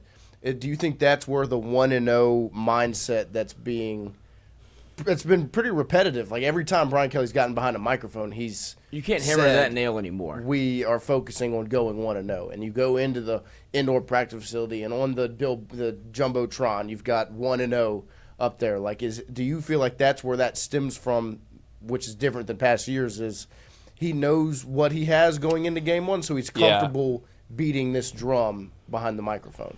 Yeah, because I remember the first game I ever went to was LSU Florida State in 23 in Orlando, and the one quote that I still remember is when he said, "I didn't know what kind of team we had," which you just can't. I mean, that can't be the situation. No, you know, especially not going into Clemson, especially not being. Never mind. Not after spring, not after all fall camp. Like, you need to know what you have game one, and obviously teams certainly evolve. If you're the head coach. Yeah. And I mean, there's different reasons why maybe he didn't. I don't know. Maybe they were doing fall camp a different way, you know, whatever. But that just can't be the reality. And your team in week 1 is not going to be what your team is in week 11, week 12. So understandable there. You're going to get better as the season goes along, and that team did. But if you want to win a championship, you have to be as close to your finished product at the beginning of the season as you possibly can be. Now, throughout the year, you might change up your philosophies and some things like that, but week one, like, you have to be as close to that, crisp finished product. As because possible. it does feel like, just from my perspective, it feels like he brought a lot of his Notre Dame mentality into LSU of we can kind of figure it out, and if we go 10-2, we'll probably get into the playoff because not every game is as hard as it's going to be in the SEC. You get to the SEC and realize, like, oh, this is kind of hard. Like, it's a gauntlet every time you go through. Like, you can't really breathe whenever you're in this conference. And he thought it would be the opposite in terms of, I get the players, this will be fine. Yeah. And he looks up, he's like, brother, we just lost 3 straight. We lost the opener. Yeah. And now you look and you're staring 8-4 in the face 2 years in a row. And now it feels like, oh, I have to take this a bit more as a 1-0 mentality in terms of every week.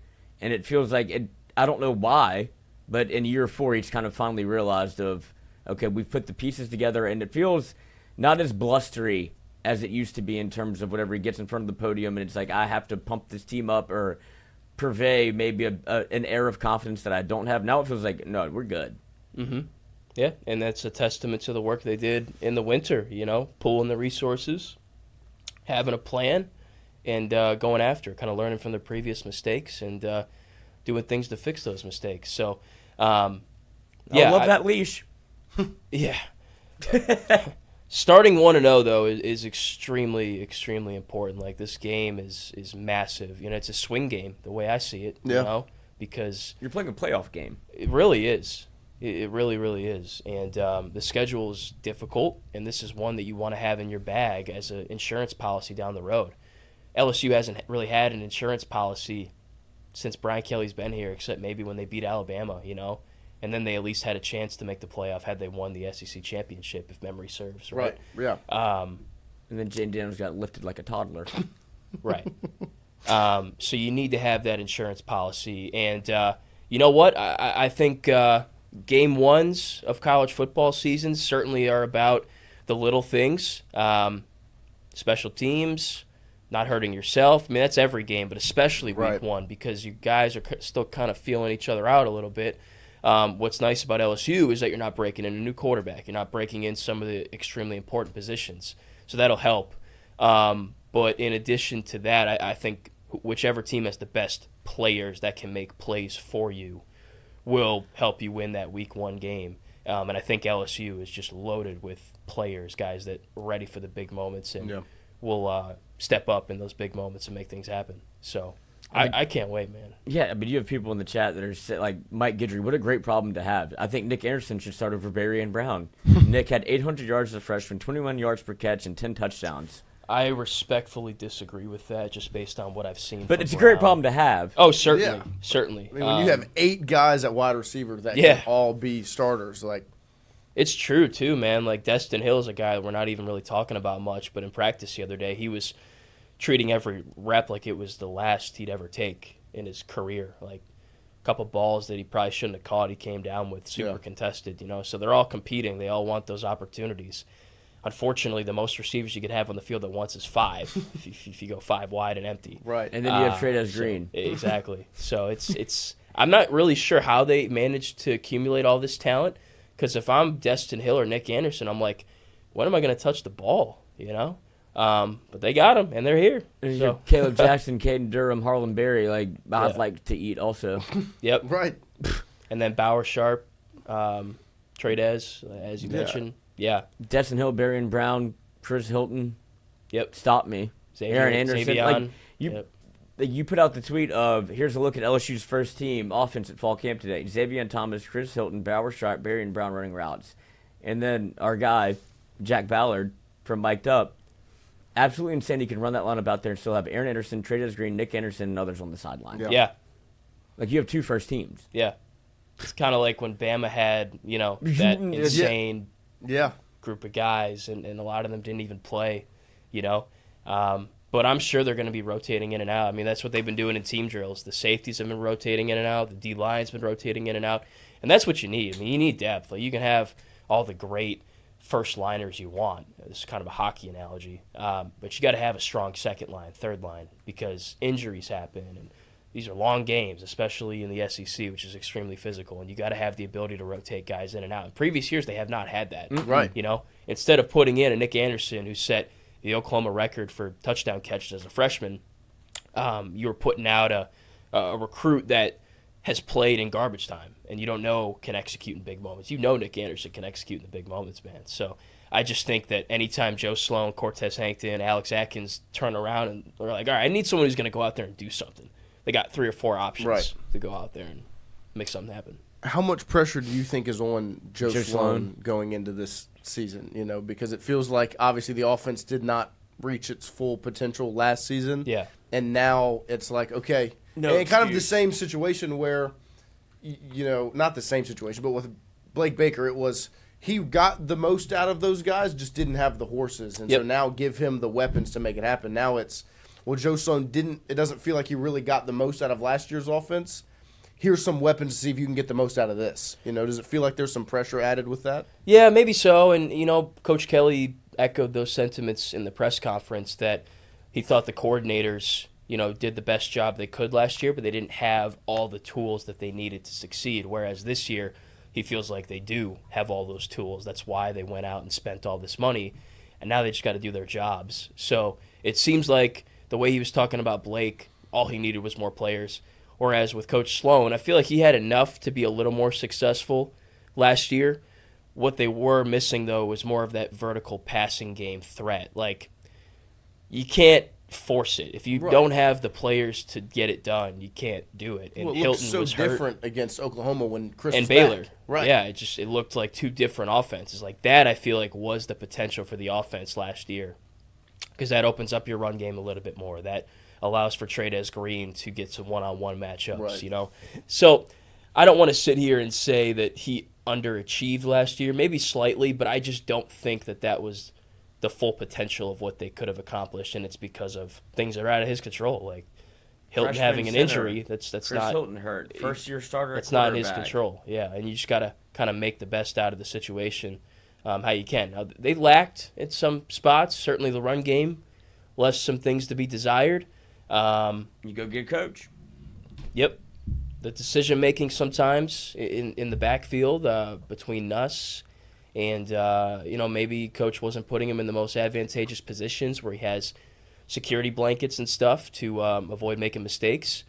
But you know what? It was the first year those two were working together as a coordinator quarterback. So I think when you got continuity, it's going to help make things smoother. I mean, look at Jaden Daniels and Mike Denbrock, right? I mean, 22, they worked together for the first time, and then 23, he goes and wins the Heisman Trophy. So I think they have all the tools this year. Instead of having to, you know, screw in, I don't know what you call it, but the screw with the star with a Phillips head, you have the one that fits into there nicely and can turn Flathead. it. Flathead. That's what they called me in high school. Wow. Oh, gosh. I don't even know what to say That's to that. disgusting. A pervert. Wow. Yeah. But that's the analogy I would use. I think they got all they need, and now it's just all about, you know, putting together a game plan that fits and is going to breed success against another team. And you got to go out and you got to play football the way it's meant to be played. You turn the ball over, probably not going to win. You don't pick up first downs, probably not going to win. You put too much pressure on the defense, probably not going to win.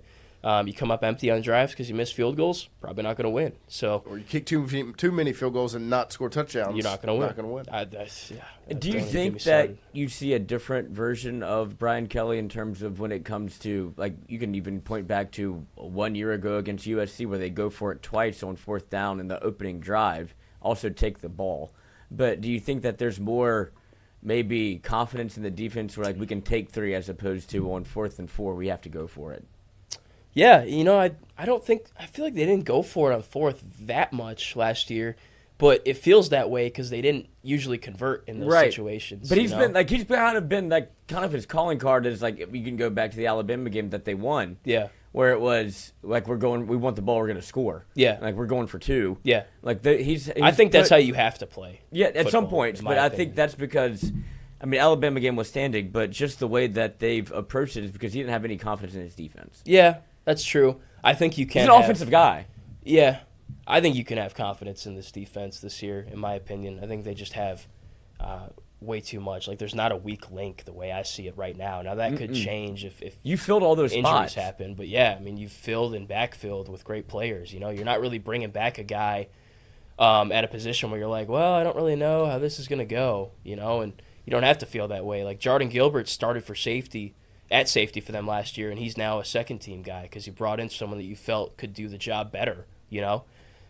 So I think there's certainly a reason to have belief in this defense this season. I'm expecting Blake Baker, now that he has everything he seemingly needs, you know, a lot of these guys he handpicked, no doubt, out of the portal to unleash the full wrath of what his philosophy is. Whereas last year, you know, you kind of saw it at points, but it wasn't necessarily all the guys that he needed to execute that defense perfectly.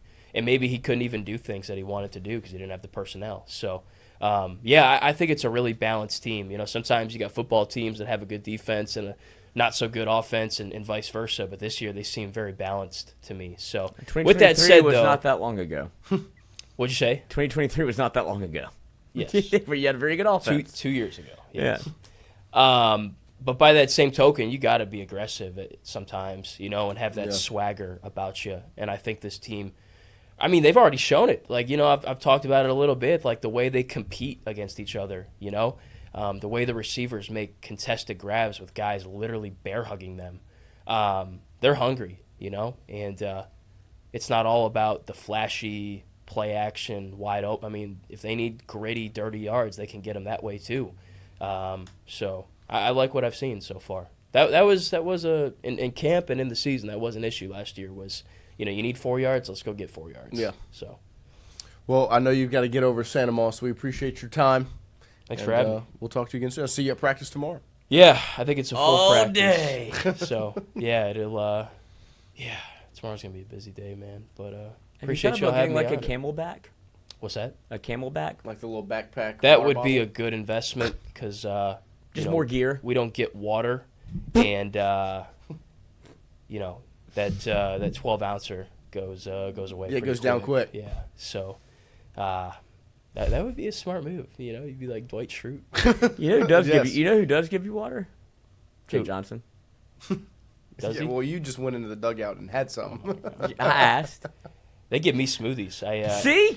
Well, no, they okay. After the natty, I went into the locker room. I read on the field, but the players' locker room. I looked over after they beat Arkansas, and Lloyd's just in the dugout with the guy. Like, what the heck? I was high-fiving fans like I was on the team. You know what? You can get away with anything that night, it seems. Yeah, clearly. But I went into the locker room after the natty just to kind of see if there was anything in there. Maybe they left a towel or something. Yeah, that's pretty cool. Yeah. Nothing left. It smelled like straight cigar smoke. But they did leave a smoothie undrank. There you go. And they were already gone. So I took it. Yeah, why not? There you go. How was the smoothie? It was good. Was it Smoothie King smoothie? Smoothie King. A little watered down, but you know, shake it up. On a hot Nebraska day, it'll play. It'll play. It played. Little vodka. No, little gin. Had to do little whiskey. Had to go on live television. Yeah. Well, that wouldn't stop Lloyd. Not that would affect performance, but it makes you better. Can't be doing that. It's called adversity. I agree. Sometimes you do yourself a rough hand. I have enough adversity as is. As do you, Lloyd. So stop adding to it. Why crank the stadium pulse up when you're playing at Akron? You know what I mean? There you it's go. Just like, yeah. We'll just play moments. We don't have to do the full game. There you go. Yeah, just play the moments. Just third and short. Need a stop. Well, how about down 14-10? What'd y'all do? But we'll talk to you again soon. We'll see you tomorrow at practice. And Sounds thank you for coming in. Yeah, thanks for having me. I appreciate it. All right, we'll take a quick break, and we'll be right back after this.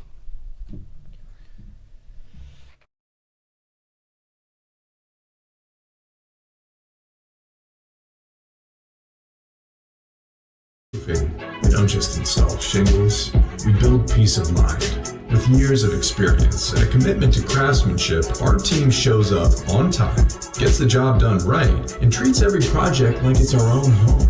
Whether it's a repair, a replacement, or a storm damage that caught you off guard, CAS Roofing is ready. We're local, we're dependable, and we stand behind every nail, every shingle, and every promise we make. Because at the the end of the day, it's not just about roofing. It's about protecting what matters most. CAS Roofing, built on trust, backed by quality. Hey Tiger fans, when you're traveling through Natchez, Mississippi, make sure to visit Tom and Wright Granting at Go Mart and On The Go Deli, where you can fill up your tank and your belly.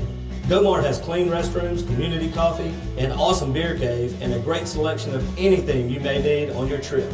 Located at 4 Sergeant Prentice Drive as you're entering Natchez on the left. Also stop by Wardo's Po' Boys at 309 North Broadway on the beautiful Natchez Bluff, where the Po' Boys are so good you'll swear you're in Cajun country.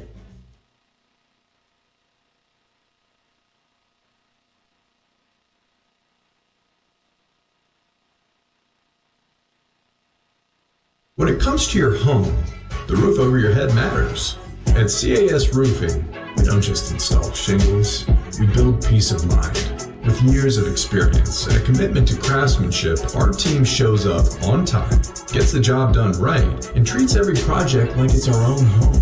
Whether it's repair, a replacement, or storm damage that caught you off guard, CAS Roofing is ready.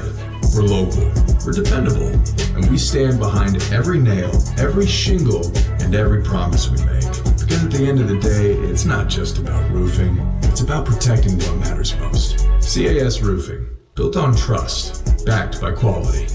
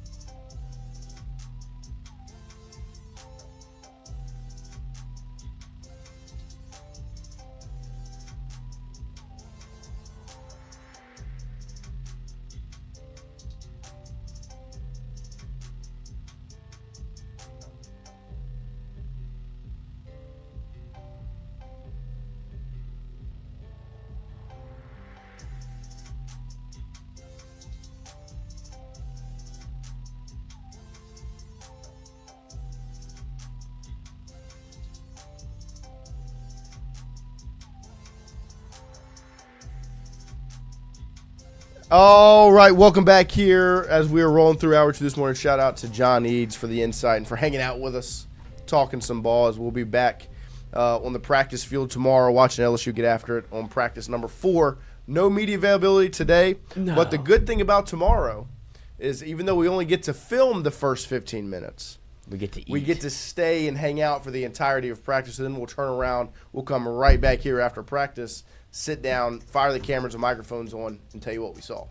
I'm going to get a Slurpee from 7-Eleven. And so we'll let you know what we see at practice tomorrow. Make sure you like and subscribe because we are still a little over 50 subscribers away from 10,000 before football season, and we want to hit that goal. We are 54 away from. Still, we've jumped up like 50. Yeah, no, I mean we've made it. 2 days. We've jumped up 50 this week, and so let's do 50 next week. Y'all are doing it, and make it happen. We appreciate you guys. And one thing we didn't get to yesterday is the program. We did not get to talk about. I know. I hope everyone watched it. Obviously, as we're about to enter the 90s sports movie club. session number 2. As we had a later session through the time off this week as we did the program. We were supposed to recap it yesterday. Ken Folk was on IR. He has returned. Medical emergency. And let's talk about the program. Ken Folk, take it away. Oh, boy. The program.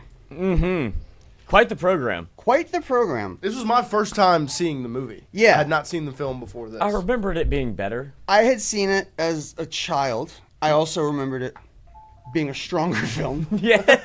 Eddie's better. Eddie's a better movie.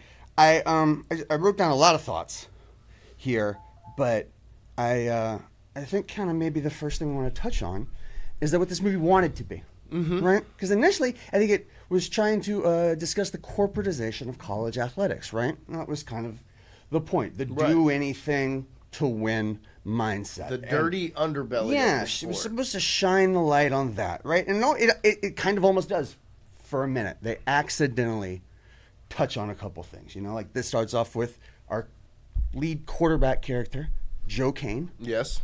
Who, for some fucking reason, is a Heisman contender. After the cover of Sports Illustrated. Cover of Sports Illustrated, even though he's never had a winning season. He's a junior going into this year. He doesn't have a winning season. He has a drinking problem. His teammates don't like him. His coach doesn't like him. But let's bring him to every recruiting visit. He comes on the recruiting visits. They have an entire marketing department printing up stickers that say Kane is able. Kane is able. That was my biggest takeaway of the whole thing was what a terrible sticker. What a bad marketing campaign. Did y'all read the Bible? Did y'all do that? Literally. Or did you just know that those words go together? Go together. Because I was of the ilk of Joe Kane. Of course you were. That's addicting. Yeah. I mean, Kane is able. It's let's really, if we want to dive into this. No, yeah, I mean. But it is who he is. I've seen a lot of, Heisman campaigns. That kid Jaden was excellent, where, Cody Worsham and his team, blew the That Kid Jaden thing up. And, that was the tagline for the Heisman. And I don't think that was particularly good. It's better than Kane is able. Yeah. I'm saying, there was no wordplay. It was just, that kid. Yeah. This guy will kill his brother. Let's Merry Christmas, Dad. Follow him into battle. So it focuses on 4 main characters, right? Yes. So we've got Joe Kane, who is our charmless, arguably dickless, in a couple scenes. Tight pants, nothing happening. Yeah. Just a bad not pick up on guy. That. We rewound it. He's doing dick when he's trying to hit on the girl. They're both in jeans, 2-gene workout. Yeah, double-gene workout and tennis. He hits on a lady pretty early on. They're both wearing blue jeans in the gym. And then they go play tennis. He changes. He has a wardrobe change. He looks like Deion Sanders in 1993, but just white Backstreet Boys haircut. And she's still wearing the jean shorts. Anyway. And beats his ass. And then she kills him. Then their second kind of main character is Darnell Washington, who his characteristic is he owns a word-a-day calendar. Mm-hmm. That's pretty much it. All these characters have one character trait. His thing is, I'm not a statistic. I have a word-a-day calendar. Then there's Latimer. And a football. Who realized that he's not that good at football. And so he's taken steroids in the offseason, put on 35 pounds, and just wants a seat at the table. Seat at the table! Linebacker. Seat at the table, baby. Which he does get. And then Alvin Mack, who, I don't know if you guys noticed this at the beginning, he apparently lives on a 1930s sharecropper farm. His mom and sister are wearing, burlap garments. They're in a shanty, and he buys her a door knocker. And he's like, this is for the house I will get buy you. And it was inspirational for me at the moment we were watching it's like, it. okay, so maybe this is a tough guy that but loves his family. Then they cut to him in practice, and they ask him, what do you do on each play? And it's a long variation on how to murder someone.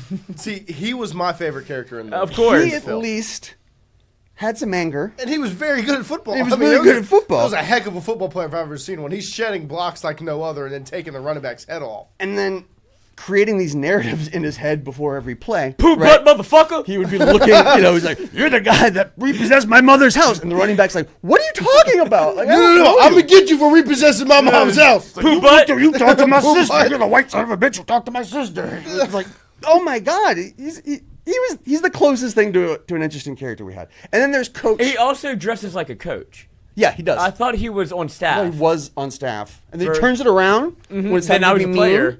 And then when it's time to go out and be functional, he wears it forward. And then we have the head coach played by none other than James Caan. Jimmy Caan. and he's kind of Entourage. a Bobby Bowden figure. You know, Yes. best days behind him, and really needs Joe and the boys to pull it together to save his job, to avoid the third losing season. So that's our basic rundown of who we're dealing with here. What do you guys want to tackle first? Because there's a lot. This was a bad movie. It was bad. not good at all. I was very disappointed. I was like the very one part disappointed. I enjoyed was the fact that it was football and like it's football season, but like And then I did not. There's not a lot of football. They in don't it. play any football. Yeah, I did not enjoy the movie. The first football game comes 40 minutes into the film. Right. After there's the opening scene where they're playing in a monsoon and he falls to Yes. his knees. You don't really know who anyone is. But then after that, it takes literally 40 minutes for them to get to game one.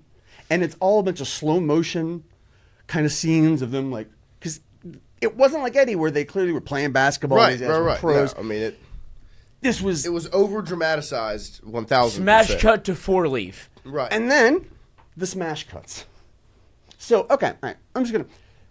When You you're can telling make a story, this movie again, and it'd be better. Yes.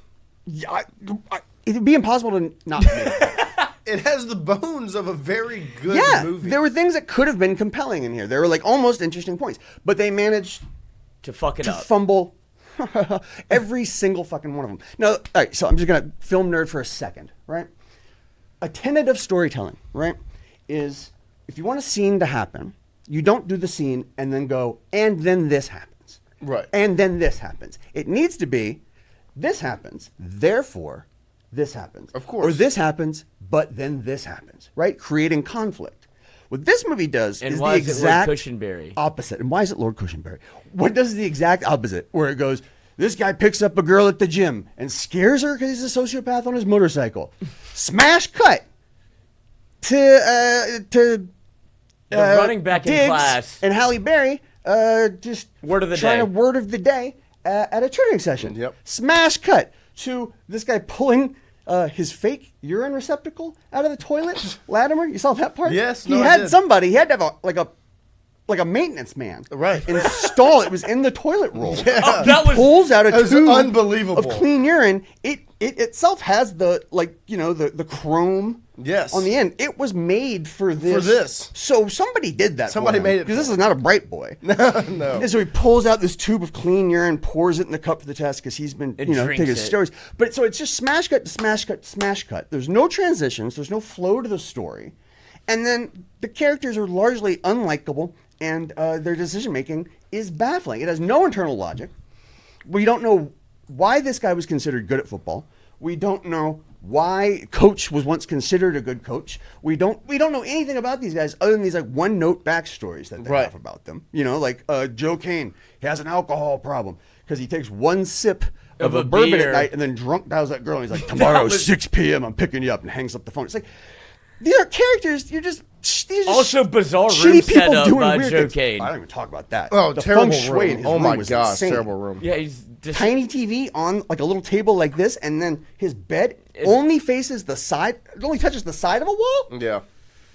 What? And then the whiskey's too far away for actually an alcoholic. Right, We have to alcohol get is up right to get there. it. Yeah, I you mean, just it's- flip over and you do.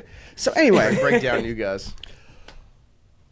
so just the fundamental issues are there. Ed Seville says it best. I couldn't see the football of that movie at all. It was written and filmed all on cocaine, and that really is the best description. That Yeah. is a shoddy playwright of we're on drugs. Yeah, like, let's start a business. My takeaways from the movie is like outside of Mack the linebacker and Jefferson the running back, those are the only two semi-likable Football characters players. and football players to me. Yeah. Because if it's a sports movie, I want to find an athlete that I like. It's like not that, Joe Kane. that He's should be, no it's not good. Joe Kane. I It's can't Drew stand him. Alar. I don't like. And the character development for Kane was not good. No. Like they didn't do a good job No. of really. There was potential to develop A his character arc? Yes, and they just fumbled the end of it with like. Like, he should have become an alcoholic. No.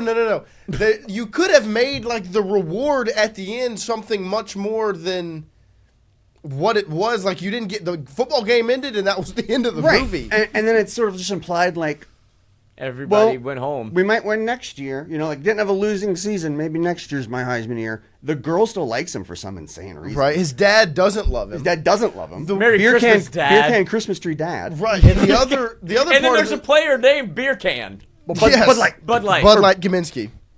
But to me, like, and the other part of it is like, there was a lot of Great unrealistic, like the unrealistic things in Eddie. I was able to just get over because they were like, fucking funny. Moving Madison Square Garden, Right. or a fan as a coach, like a horse with tennis whatever. shoes on. These unrealistic things, like no football coach is gonna have a player get sent to rehab and come back and be In the the middle of starting the quarterback. year. You don't go to rehab for 3 days anyways. In the middle of the famous year, 3-week rehabs you have. like. But you know, It's not he does that. He covers up the sexual assault. Right, from that the other doesn't. player. That never gets addressed. Also, shouldn't have been included in the movie. No. Make him get mad at something else. Right. I don't know why it has to be a near Why does it have violent to be rape. this very small woman? So the tiny. They also, they cast the tiniest lady I've ever seen. And they never addressed it. So, like, why can't he just punch a man in the face, Right. or 'Cause she- punch a window on a car, or built break for- a door on the built for- dorm? Built for throwing. But then he No. also lets his own daughter get kicked out of school. Right, but then goes to bat for the backup quarterback who couldn't win you a game when he came back. Like, it made no sense. It just didn't. It didn't make it. And then he keeps his fucking job somehow. This is Les And Miles. and you don't like anybody Yeah. anymore. And then Matt gets hurt. Right. Yes, he gets his leg snapped. And so it's like, oh, cool. So that's probably the end of his future. Life. I know, and that part sucked for me. It was like, oh no, now the only good football player outside of the running back on this team is gone. Right. No like, house- where's the good football now? no It's house just, for mama. No, It's just yeah. It's just Sting. Shattered dreams. It's just Sting playing defensive tackle. Why did he Face look paint. exactly like Sting? Because that's when the movie was made. Oh, when Sting God. was And as then popular as possible. We also need to address probably one of the strangest I don't even know how you come up with this. The pregame ritual where Latimer, a thing they never address, has an obsession with Native Americans. Paints his face in, my culture is not your costume, kind of a offensive way. And then Matt comes over, he spits in his mouth. Mm-hmm. I like that part. Only one guy spits in the other guy's mouth. He doesn't even spit back. It's a and then they're like, normal thing to do. Let's go Right. ball. We need to AI that, when you can do like the gif of like people kissing for no reason, the spit, and then if they kiss would hit. If we win, No, I want stop. I want No, an AI that video of wouldn't hit Club at Nick all. spitting into Dabo's mouth. Yeah, Before the game, oh. but only if we win.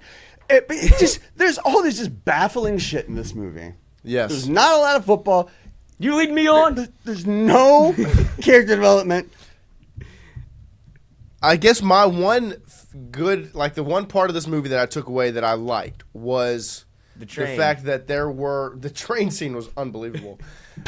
Just should not have been included in the movie either. No. But the thing that I enjoyed from the movie was there were very good one-liners that I thought that have Quotable. like, are you hurt or are you injured? Because if you're hurt, you can play. If you're injured, you can't. I've heard that a million times. Never really knew the reference of it. The running back carrying a football around the school reference. All the things on top of like the other piece. I loved the speech on how do you play football? Oh, we kill them all, let the paramedics sort them out. Like I love that was fun. I've heard that a million times. I love that. Those are the nice sprinkles on an ice cream sundae of shit. Right. Where it's like, E-dub, I'll watch y'all it. No, never mind. Yeah, y'all are tripping. These takes are weak. The program is all-time football movie. Marcus Stewart says y'all are looking at it from a present perspective. Look at it from a 90s perspective. No, look. If I was a kid, or if I would have seen this maybe not in 2025, I probably would have liked it a little bit more. But it's just like now I know the underbelly of football, and I think they did a decent job at showing some of it. Like It's in the coaches first 20 cover, minutes. Yeah, and coaches that's that. cover things up, and they send girls that are dating the starting running back to go hit on the running back recruit. we're done with this guy. Those He's things, washed. those things happen in college sports. Like it's a dirty sport. Like I respect it, but like I just thought there were so many things in this movie that were just like Left why unfinished product. You know, like Yeah, why? it Why just- did you throw in him getting almost run over by a train, or why did you throw in Latimer assaulting this poor little woman? Why did you throw in all these different pieces where it was just like, what am I watching? And then you do it all on top of a fundamentally poorly constructed movie. Just from a film perspective. storytelling. Right. Is so, No, not even like a a football, a story perspective, there's just no a story. But it's bad. It would be And the so worst then, book I've ever read. It doesn't matter like if there are unintentionally funny moments or whatever, just because it all feels so slapdash and disjointed, and the acting is stilted for the most part. You know, they're just. Well, literally, all you had to do, I think, which would made it such a good movie, is like one more scene or two after the game.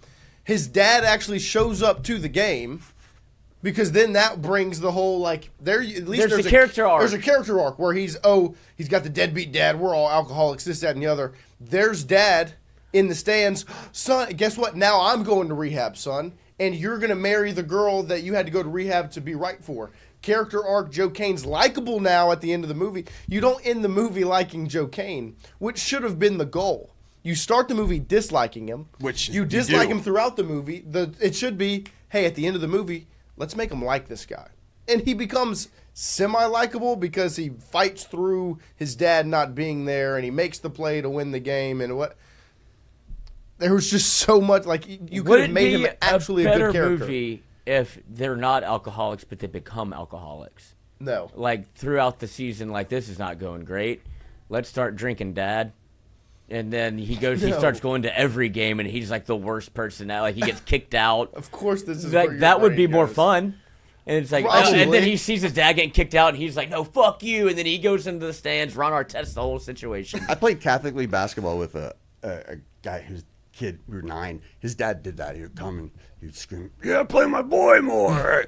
And he got kicked out, and then the son started a fight because of it. So I got to say, it's not great. But you remember it. I remember this being like a fun, trashy look at 90s college football, and instead it just kind of sucked. Yeah. I was disappointed. I was disappointed, especially after because, like, to me, and the reason I'm disappointed, I think I wouldn't have been if there weren't expectations set prior to the movie, where a lot of people in the chat were talking about how they liked the program, and y'all were saying that, you're like, this is great for football season. I didn't remember it that and way. Then I watched it and I was like, and it was just, what are they talking about? Yeah. Like, I came into this thinking we were going to be on two different sides of the fence, and y'all were going to be like, man, No, it's excellent. good. Like, and I was going to be like, what did y'all watch? No, it was one of those things where you have a memory from childhood about a thing, and you go, oh, yeah, okay, this is going to be like a But rad. I do think this could have been a good movie. Yeah. So the thing that came to mind with me is the movie Blue Chips, right? Which, while it's a flawed movie, is still a very good movie, right? But the difference is that's made by William Friedkin, who did like The Exorcist and The French Connection and won Oscars and shit. So it's like, constructed. It's like a movie. The program walked so Friday Night Lights could run. I guess. Because Friday Night Lights is unbelievable. Friday Night Lights is fucking great. Like, there's no debate. I don't know. I really wanted to come in and find stuff that was redeeming about this, or at least find enough things that were so bad they were funny. But it just kind of bummed me out. Want to blow off some steam and with me? The football wasn't fun. No, football's not good. They could have gotten that right. Yeah, give me, like, that's my biggest thing in a sports show or a sports movie. I want the sport to be good. Like, All American, the show, pissed me off because the football's not good. Like, you're running a route like, there's no break in your route. It's literally just your dig is this. Like, it's just a curve. Like, right, it's like that's bad football. Like, in basketball movies, I want the basketball to be like, I hate when it's a jump shot that looks like this, and then it's a cut scene to swoosh off the backboard, bounce around, and then, like, come on now, what are we doing? Like, I want the sport to at least be good, and I thought that even though Mac was an unrealistic football player, it at least looked realistic when he's just looked like a monster shoving these guys off to shed a block and blowing the guy up. And then, like, Jefferson at least looked like he had caught a football before. The running back looked like a running back. And Joe Kane looked like he had thrown one before. Like, it was decent, but, like, it wasn't good football. Yeah, but, like, there was no moment that got you fired up. There was nothing that, like, approached, like, a goosebumps kind of moment. Or, like, yeah, like, let's see this guy be a hero. Or, let's, I'm impressed by his athletic talent, even though he's a shitty guy. Like, they never even do that. They never even, like, validate why this guy is supposedly he hits good. His girlfriend. It fell flat. Just fell flat.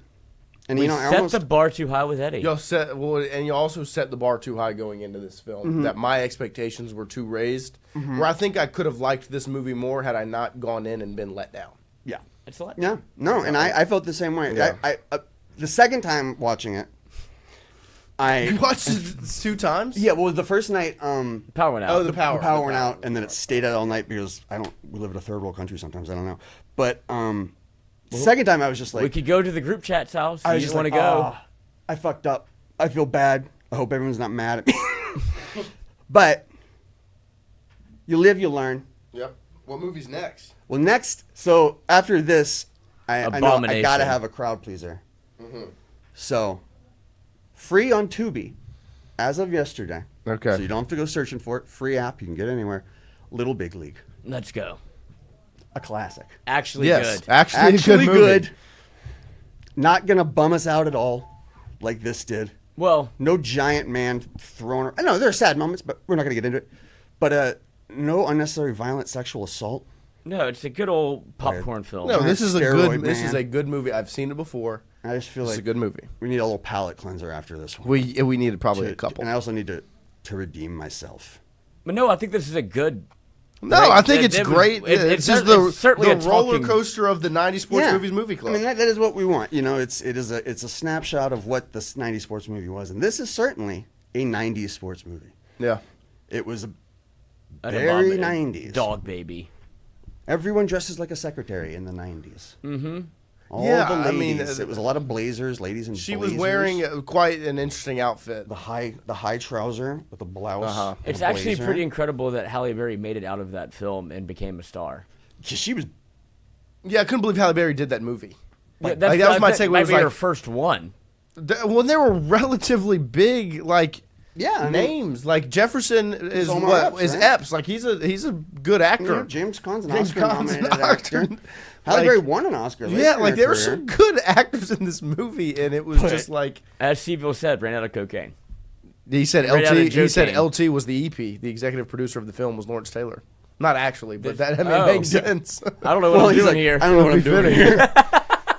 I feel like that was probably uttered on the set more than once. But, 90 sports movies. Not always great, but always Little worthy Big of League next up. conversation. Little Big League. Little we'll Big talk about it League. on Tuesday about 8:45. We'll be breaking down Little Big League is the next movie we've got. Don't be Joe Kane, folks. And now it's time to play some games. Huh? Connect athletically. $4, $5 super chat. Want to blow off some steam with me and split a 6-pack of Sprite? That part actually, I did laugh at that. I saw it coming, but I actually was like, okay, that's like she fell for it, the idiot. And she was like it's that the to me only- was actually like. It's the only thing that got actually done. It worked. It was Yeah, like, finally, they guess landed. what? He's an alcoholic, and she's gonna be like, "You fell back. You fell back into it." And he's like, "JK, Sprite. Right. Yeah, split some Sprizzy with me." With a little bit of lean. Do you have the cough syrup? Yeah. But I mean, I would. Coach is gonna get it I for would me. love to split a 6-pack of Sprite with anyone, especially McDonald's Sprite. Give me a 6-pack. It's crazy of that it's McDonald's easier to drink stuff. 6 beers than 6 Sprites.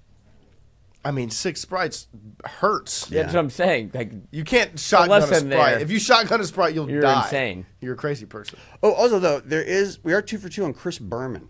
yeah, that's great. I didn't even think about that. And Berman was better What in a this one. slut. He was better in this one than he was in Eddie.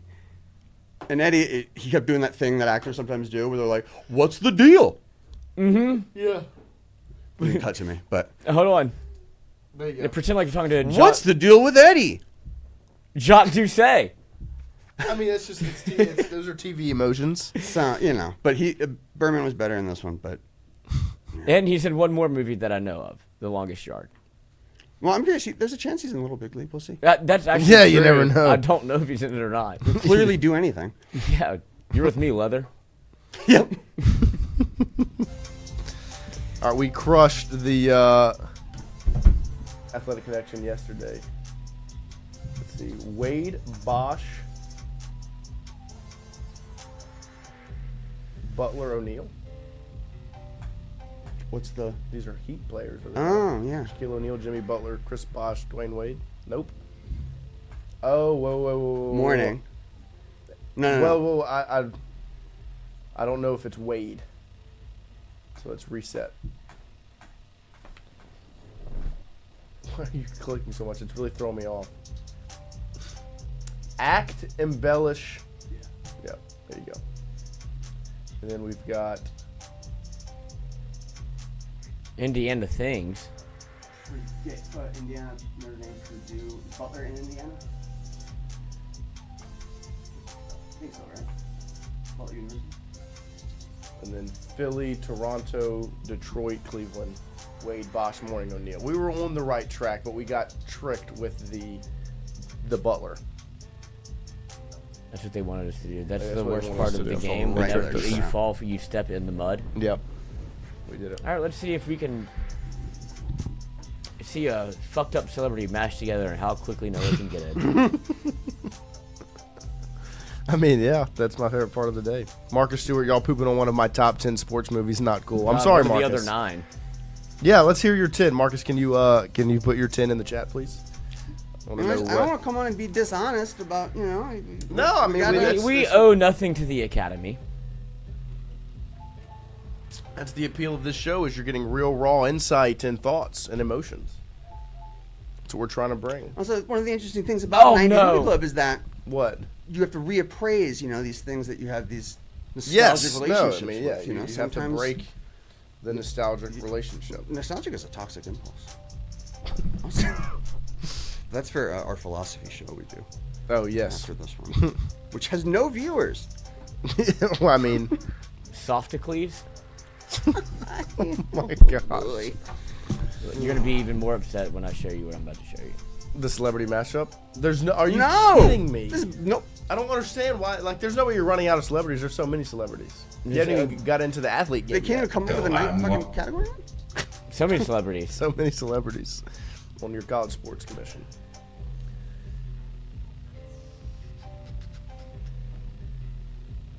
(2001 to 2014). This wide receiver plays an entire career with an AFC team and ranks 6th all Larry time. Fitzgerald? Reggie Wayne? That sounds like Larry Fitzgerald. But did he retire in 14? No. Wait, but it Played longer says than that. Reggie Wayne. it says AFC team, so it's not Fitzgerald. Yeah, that's an AFC team. I think it's Reggie Wayne. Or Marvin Harrison. No, that's what I think that's what I mean. Marvin Harrison played up until 2014. That sounds right. Maybe. Shoot, now we're all my wrong. tired little brain is. Hines Ward. Like, the 2014 Super Bowl winner was the Green Bay Packers. no, That was 2010. it was the Seattle Seahawks beating the Broncos. Legion of Boom. Yes. It's the first time I took Xanax. Like, to me, this is a tough one. I mean, the Colts are in the AFC. Reggie Wayne would make sense. Hines Ward with the Steelers. I'm just trying to remember when he When he got into the league. retired. When would Batman come out? Which Batman? The one where he's With Bane? in it. Isn't Yeah. that? It's the late 2000s. Yeah, that was like. The Dark Knight, or that was the that one was the later one. It's the trilogy. That's that was the the end third there. one. Was it That was 11? the third one. 2011? Yeah, that was early 2010s. That's the kind of end of Hines Ward as I recall. All right, do you want to come back to it? yeah. It's a good question though. It is. It is. Get the people going. I have no idea. I've never heard of that man in my life. I don't have the faintest idea. Yeah. You're the baseball boy. Warren Burgess says it is Reggie Wayne. Okay.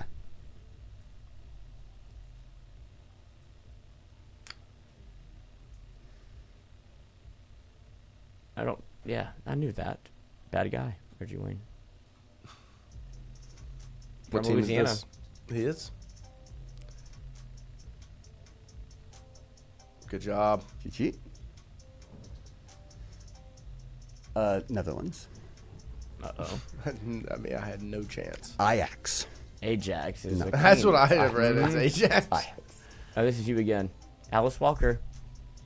Whoopi Goldberg.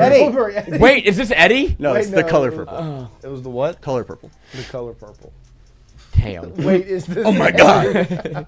I didn't know it was a novel. What a shitty novel. A novel idea would be to not write a book about that. Oh, it was made in churros. Churros? Yeah. Yum. Have y'all seen the Cinnamon Toast Crunch commercial? Yeah, the cannibalism. Yeah, it's bizarre. It appealed to me as a child. I He love opens Cinnamon up Toast his Crunch. refrigerator of smaller Hims and eats them as a maniac. And makes you not want Cinnamon pretty- Toast Crunch. No, it And doesn't. it's a Pretty delicious. insightful love social Cinnamon Toast comment. Crunch. But I think that's what it is. It's like you're almost maniacal about how good it is that you'll do whatever it takes to have it. I guess so. Was she a bachelor? Survivor? Survivor? I don't know. I don't know. Let's come back to it. No, there's two guesses. That would have been the earliest Peak years. Survivor. Yeah. Let's. Sure. Or you want to do Bachelorette? I think don't it's- think Matt Hasselbeck was on. Brian Burgess, Survivor. Yeah. You'd be a great survivor, Brian Burgess. Movies and music. Pamela. I'm no longer attracted to anymore. Not. Wait. Oh, Wait. Borat. No. No. Wait. Oh yeah. Because Is it? when he Pamela tries to Anderson. abduct her. There you go. Uh-oh. Where did I go wrong? I lost a friend somewhere along the bitterness. Oh, I don't. Oh, it's the wait. Give me a second. Where did I go wrong? Where did I go wrong? I'm trying to think of the song, and Christopher Walken's gonna throw me off. Where did I go wrong? I lost a friend somewhere along the way. bitterness and, How to Save a Life. How to Save a Life. Wow, we could have gone perfect. We're just going to assume we got the celebrity mashup. Mm-hmm. Yeah, we can just. Nancy Kerrigan's face on Newt Gingrich's head. It's Lawrence Taylor's face on Donald Trump's body. I don't know what I'm doing here. That is your college football sports commission. I'm going to get that tattooed. I don't know Appreciate why you guys. I'm here. A good week of shows as football is officially back. Like we said, practice tomorrow. We will be at practice and Tomorrow. then back in the studio right after to break it down for you guys. We appreciate y'all, and we'll see you again tomorrow and then 7 to 9 Monday morning. Pooh butt. But Appreciate you guys hanging out with us all week. let's We'll put a be back then. six-pack of Of Sprite. Love you guys. Bye. Make sure everyone subscribes. Tell your family and friends to subscribe to a Stranger's Phone. Over Sprite. From 7 to 9, it's Tingle